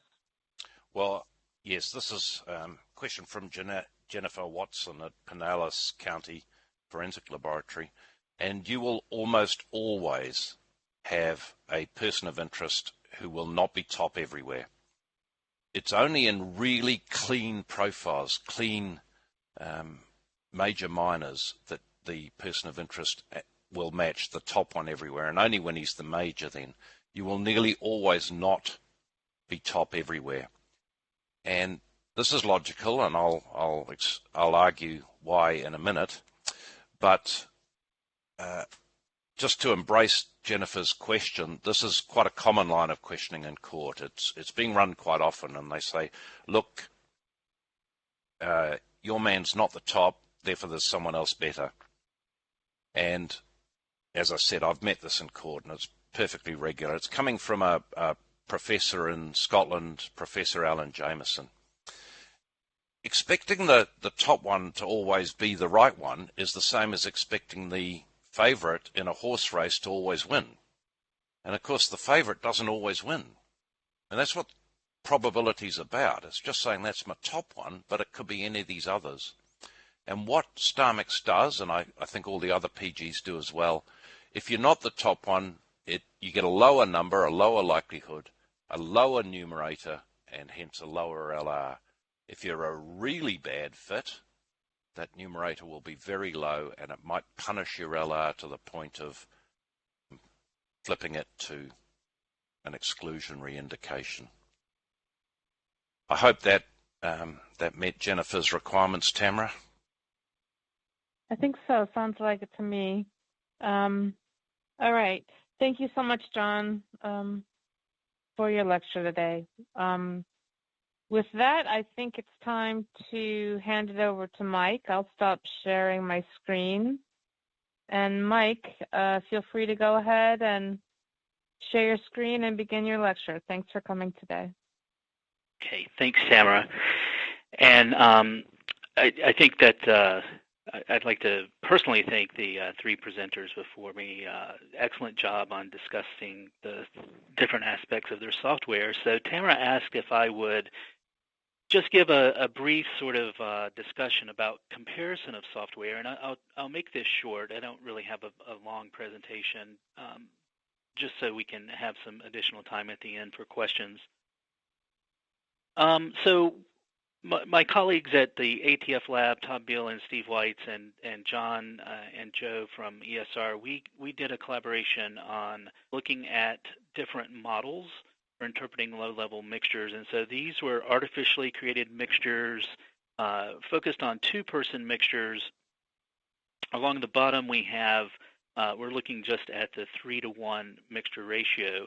And we have different input quantities, so 500 picograms, 400 picograms, all the way down to 100 picogram. And we compared the statistic of CPI versus RMP, a semi-continuous program and a fully continuous program. And so you can see that at this 3-to-1 mixture, the fully continuous program is providing a weight likelihood ratio that's higher than what you expect, obviously, for CPI or RMP. And also for the semi-continuous, again, because we're not using the peak heights in a semi-continuous program, you can see that in this case, the fully continuous program is giving a higher likelihood ratio for the different quantities here. And I think the main takeaway from this slide is that for labs that are doing CPI or have been doing CPI, there's oftentimes when you have the low-level contributors, you tend to throw away much of the data. And so that's why I think, again, another motivating factor for moving forward probabilistic genotyping is the fact that you can now make better use of the data. Again, the goal isn't to get bigger numbers, but to make better use of the data. This paper, Dr. Balding was a speaker for Module 2. He and his student, Yupei Yu, just published this paper in FSI Genetics, where they are comparing software for complex DNA profiles. Specifically, they were looking at a software program that Dr. Balding is associated with, the Like LTD, which Dr. Gill mentioned earlier in his presentation, using that same gamma model that Dr. Cowell had published. And also used in this paper was Euroformix. So we have two programs. The programs they focused on in this particular publication are two programs that are freely available and open source.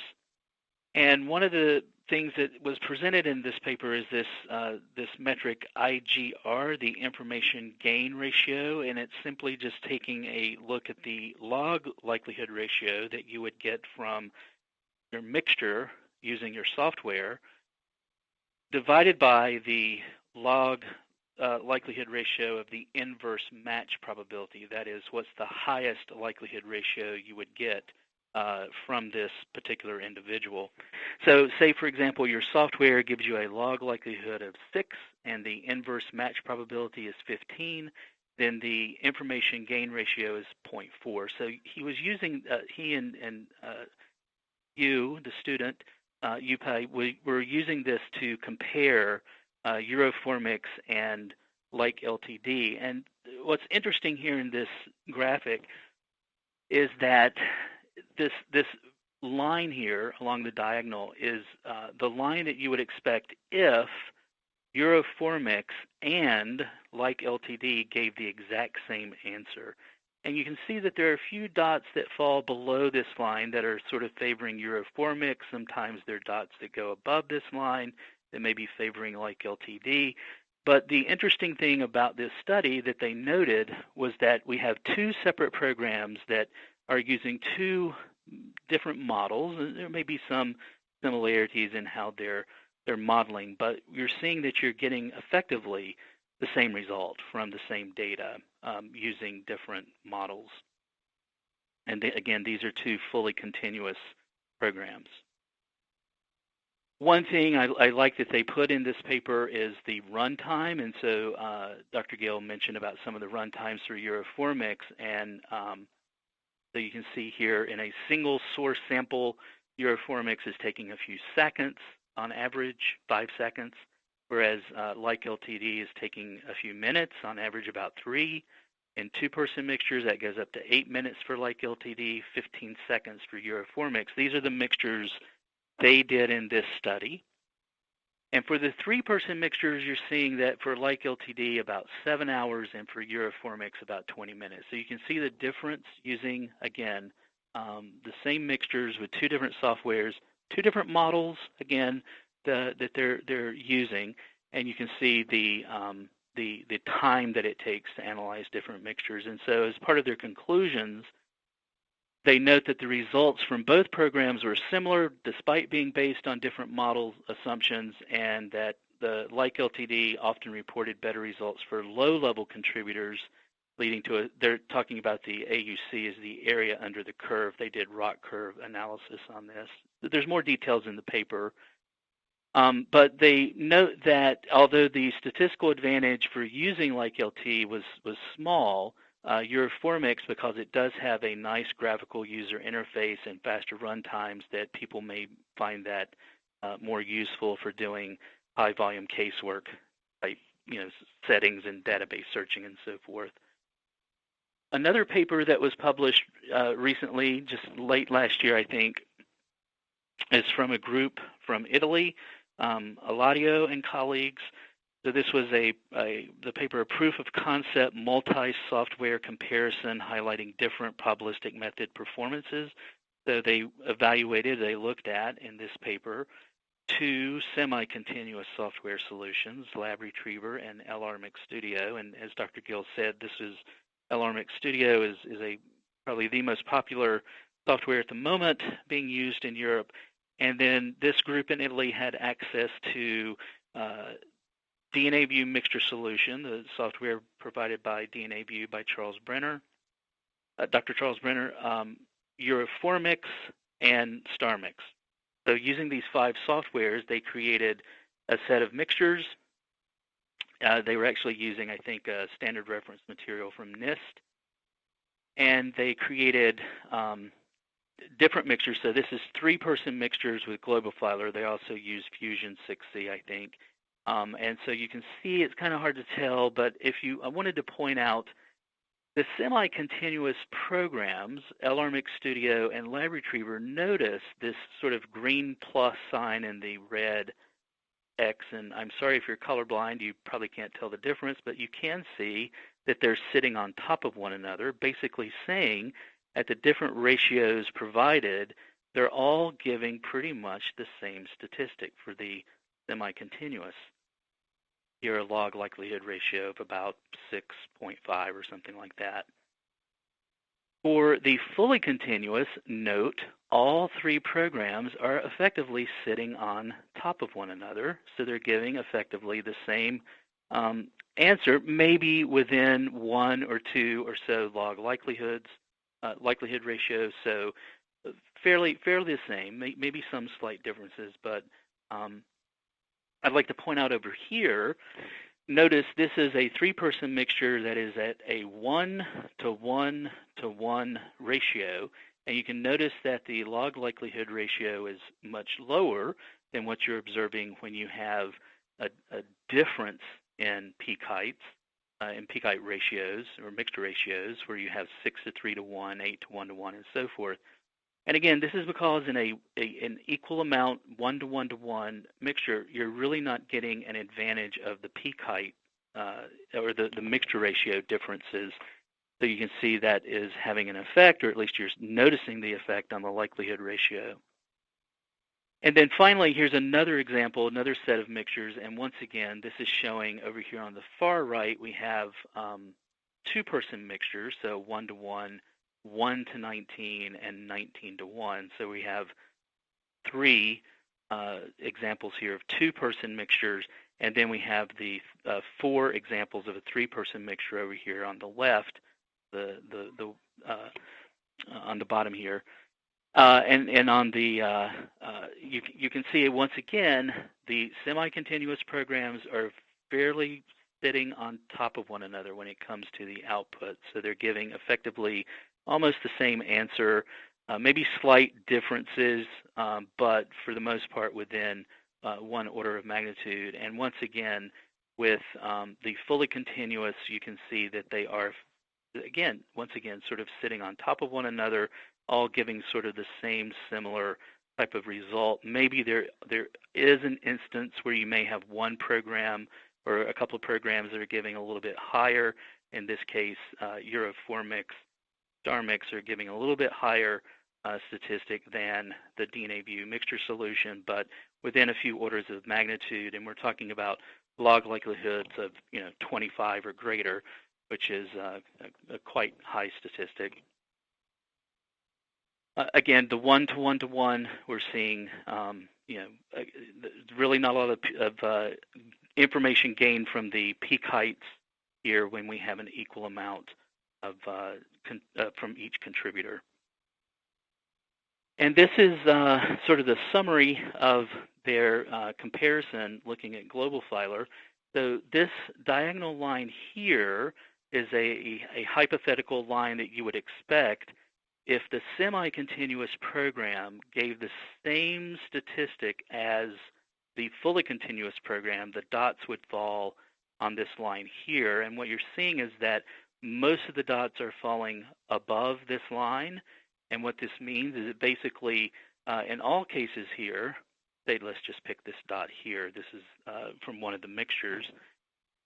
The semi-continuous is giving a log likelihood ratio of something like 4.5 or something like that, whereas the fully continuous program is giving on average here a statistic around a log likelihood of 17 or something like that. So this is just showing once again that the fully continuous programs, because they're making more use of the data, they're looking not only at peak heights, but as Dr. Gill mentioned, things like stutter, degradation, and other parameters that are being included that you don't include in the semi-continuous, that you're getting much more information content from the mixture here.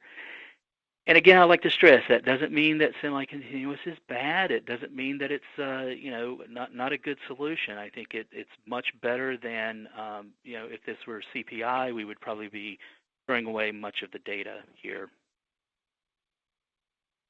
Now, one thing that was I thought interesting, I guess is a good word to say in this paper, was that they decided to say in a situation where you do use multiple software in a case. So, for example, if they were going to use all 5 of these software programs in a case, they would have, for example, here, the log likelihood would be a negative 0.36, which is a likelihood ratio that's less than 1.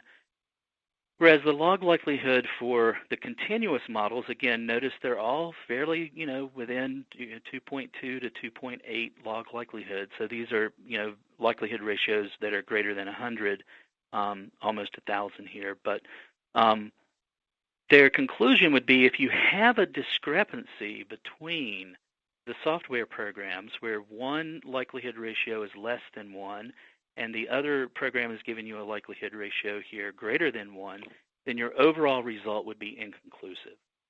And it's only when you get concordance, or you get agreement, I should say, between the semi-continuous and the fully continuous, then you would make a conclusion, an interpretive decision of this is supporting HP. So they call this a statistic consensus approach, and I will just mention, again, this paper just came out sort of late last year. I think it's a very nice paper that shows the value. It definitely shows that a lot of these programs that are based upon the same sort of approach, whether it's semi-continuous or fully continuous, you're getting fairly the same answer compared to other programs. But this sort of statistic consensus approach was the subject of a letter to the editor from, I'm sorry I didn't put the names on here, but this is from Dr. Buckleton, Dr. Duncan Taylor, and Dr. Joe Bright. This is just came out in FSI Genetics just recently, and they comment on this sort of idea of using this consensus method, and so they make the point that these software programs are built on different models. They're using different types of data, and so by using a semi-continuous along with a fully continuous, then your conclusions are going to be bounded by the the system that gives you the least amount of information. And so I won't go through all of the steps here, but just to point out that there is a discussion in FSI genetics about this, and it will point you to here's the reference up here for if you're wanting more information.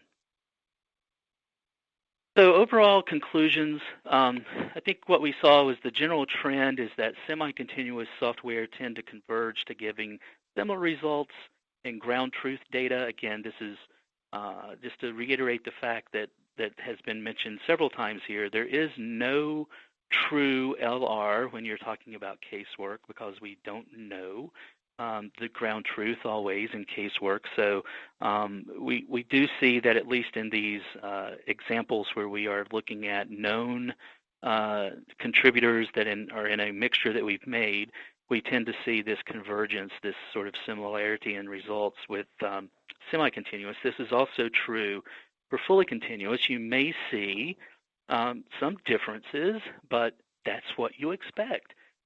These programs are not the same math in one program, similar math in one program, but different models, different assumptions, different inputs maybe are being put into the system, different ways to account for stutter, different ways to account for height variances and things like that, different models. So it's not unexpected that you would see a difference. Again, the general trend is that you may see a difference of 1 to 2 orders of magnitude. That's sort of what you kind of expect, but it's not unexpected. And I guess the general ending conclusion is when the lab decides to buy into and go with a probabilistic software, that it's really important that, and again, I'll echo what Dr. Perlin said about, the user should be able to understand enough about the program. In other words, you need to know your you need to know your model. So you need to know the models that are going into the program. And I mentioned that was sort of a halfway joke about know your meme. That's a website I have to visit often because my son is quite, he loves sending me these memes, and I don't know what they mean, so I have to go to this website called Know Your Meme to figure out what he's talking about. And so I figured let's end with a meme. Brand knows all of the models, but you're only charged with knowing the model of the program that you're using. So I'd like to thank Tamara and Josh for hosting and running the webinar, and so I'm going to turn over the rest of the time for questions. Okay, thank you so much, Mike, for sharing that with us. And my hope for today was that we would learn about some examples of the software programs, whether we have a choice to make in our laboratories, whether we're actually using one of the programs and want to know more about it, or whether we may be not using ProbGen or using ProbGen and testifying in a case in which someone else is presenting evidence where a software program has been used. So to help us understand about that analysis as well. So I am so grateful to all of our speakers for sharing about the programs, and to you, Mike, as well, for helping us with understanding some of the literature issues and comparing the programs. Now, before we conclude, we do have 10 minutes left, and I always try to address as many of the questions live as I can. So Dr. Perlin is still with us, so I am going to circle back to 3 questions that were posed of him that I didn't get to, and then one of them had a correction by the participant, and I attempted to retype it corrected. So if I missed that, please resend the question. But Mark, maybe we could take it from the top with the first question, which is the prior probability is not based on evidence data or standard data, question mark. So how is the prior probability calculated? Okay, so for the genotypes, which is the main variable of interest, the prior probabilities come from population frequency from a large aggregate set of genotypes, maybe 5,000 genotypes. So that's where the priors come from. It turns out, and that helps during the calculation to produce genotype probabilities. When you actually go to calculate the likelihood ratio using Bayes' theorem, you can swap in or swap out any other population that you would want, substituting whatever you'd used as the prior for whatever the population of interest might be, like Caucasian or Asian, whatever it is. So for calculating the likelihood ratios, it doesn't make any difference which prior you used, but at least the prior populations are close. For the other variables, we tend to use non-informative priors. For example, with mixture weight, it's just flat. So we use very diffuse priors and don't make assumptions. Okay. And then moving on to the second question, as I hope I corrected it properly. As I heard it, Dr. Perlin stated that an LR is a ratio of a posterior probability to a prior probability. Isn't it a posterior to prior odds ratio? That could be rather different for at least some LRs, couldn't it? So I think we're talking about two different things. If you're going to be going down the path the questioner has, you'd be talking about data and hypotheses. It turns out from the math that in order to actually assess the evidence and understand it, we use genotypes, not hypotheses. So it turns out that the prior genotype probability is what we're talking about. So the ratio of posterior genotype probability divided by prior genotype probability is a likelihood ratio. That's not true with the hypothesis. And the details are in the paper that I mentioned in the appendix of how the derivations are done as you move from each form to the next. So it's just a matter of, I was talking about genotype probabilities because this is probabilistic genotyping. The questioner may have been talking about hypothesis probabilities. I see, yes. Okay. And then on to the final question. In the Pinkins and Glenn cases, how were the propositions selected for the likelihood ratio calculations under true allele? One question. And then how does true allele deal with an LR against a criminal defendant, but where the real evidence shows that the presence of the defendant's DNA can be explained by DNA transfer? And the third question is perhaps a better question is, do the true allele likelihood ratio calculations say anything about how the DNA was deposited? Let's go backwards. The answer to number 3 is no. That we don't say anything about how or when DNA got there. Then for number 2, the match statistics don't go into hierarchies of propositions.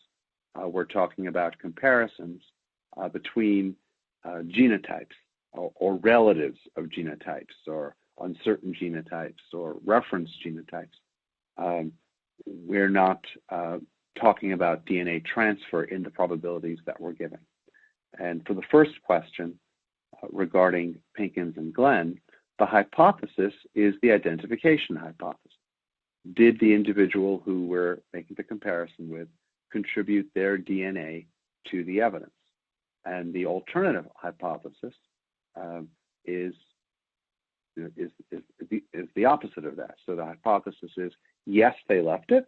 The alternative is it was somebody else, or no, they didn't leave it. With true allele, we have one identification hypothesis, and it's which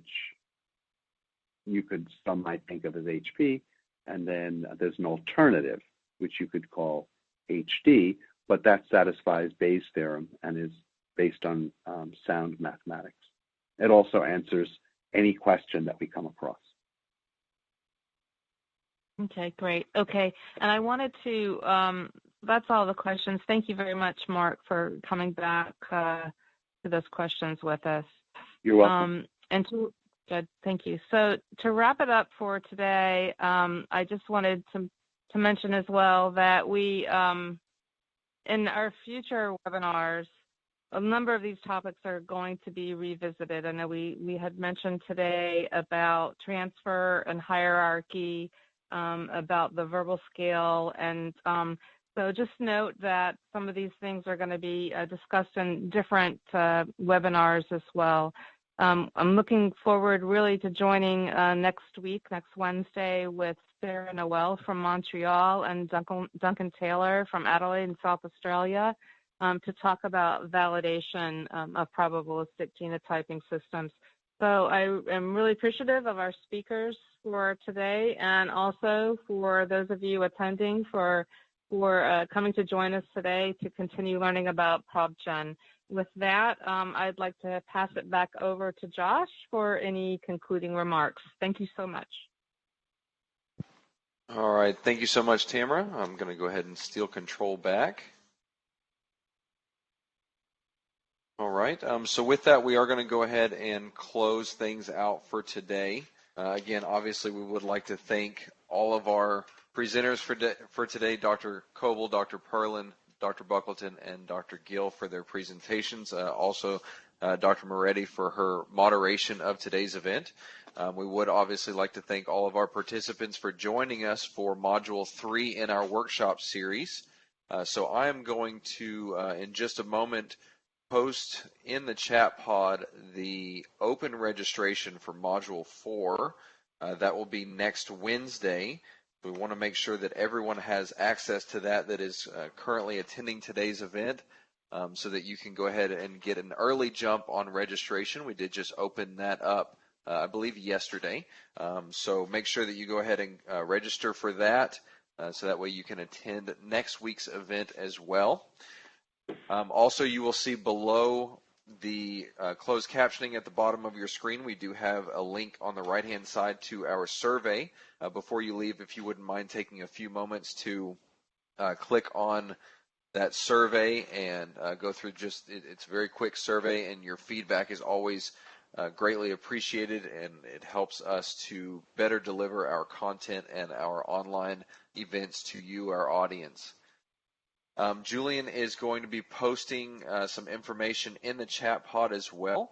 He did post there about our archivals. We are archiving and recording all of the presentations from this series, so make sure that you do check that out. I think we should have our first two available right after the holiday, so Tuesday of next week, and we might even have today's up there as well. We will be sending out notifications as soon as we do get that up to everyone that has attended these events. That way you will have access to all of the recordings now, as well as all of the future recordings for this workshop series. Again, thank you to all of our presenters today. Thank you to Dr. Moretti for her moderation. Again, we did put up Module 4's registration. Julian also put up our Twitter, LinkedIn, and Facebook accounts, just in case you want to follow us on social media.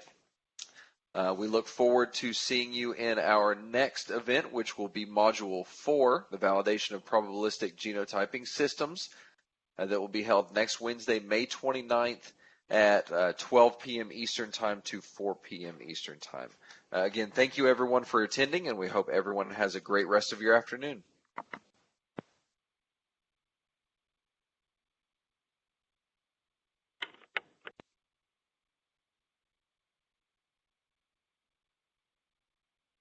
Recording has stopped.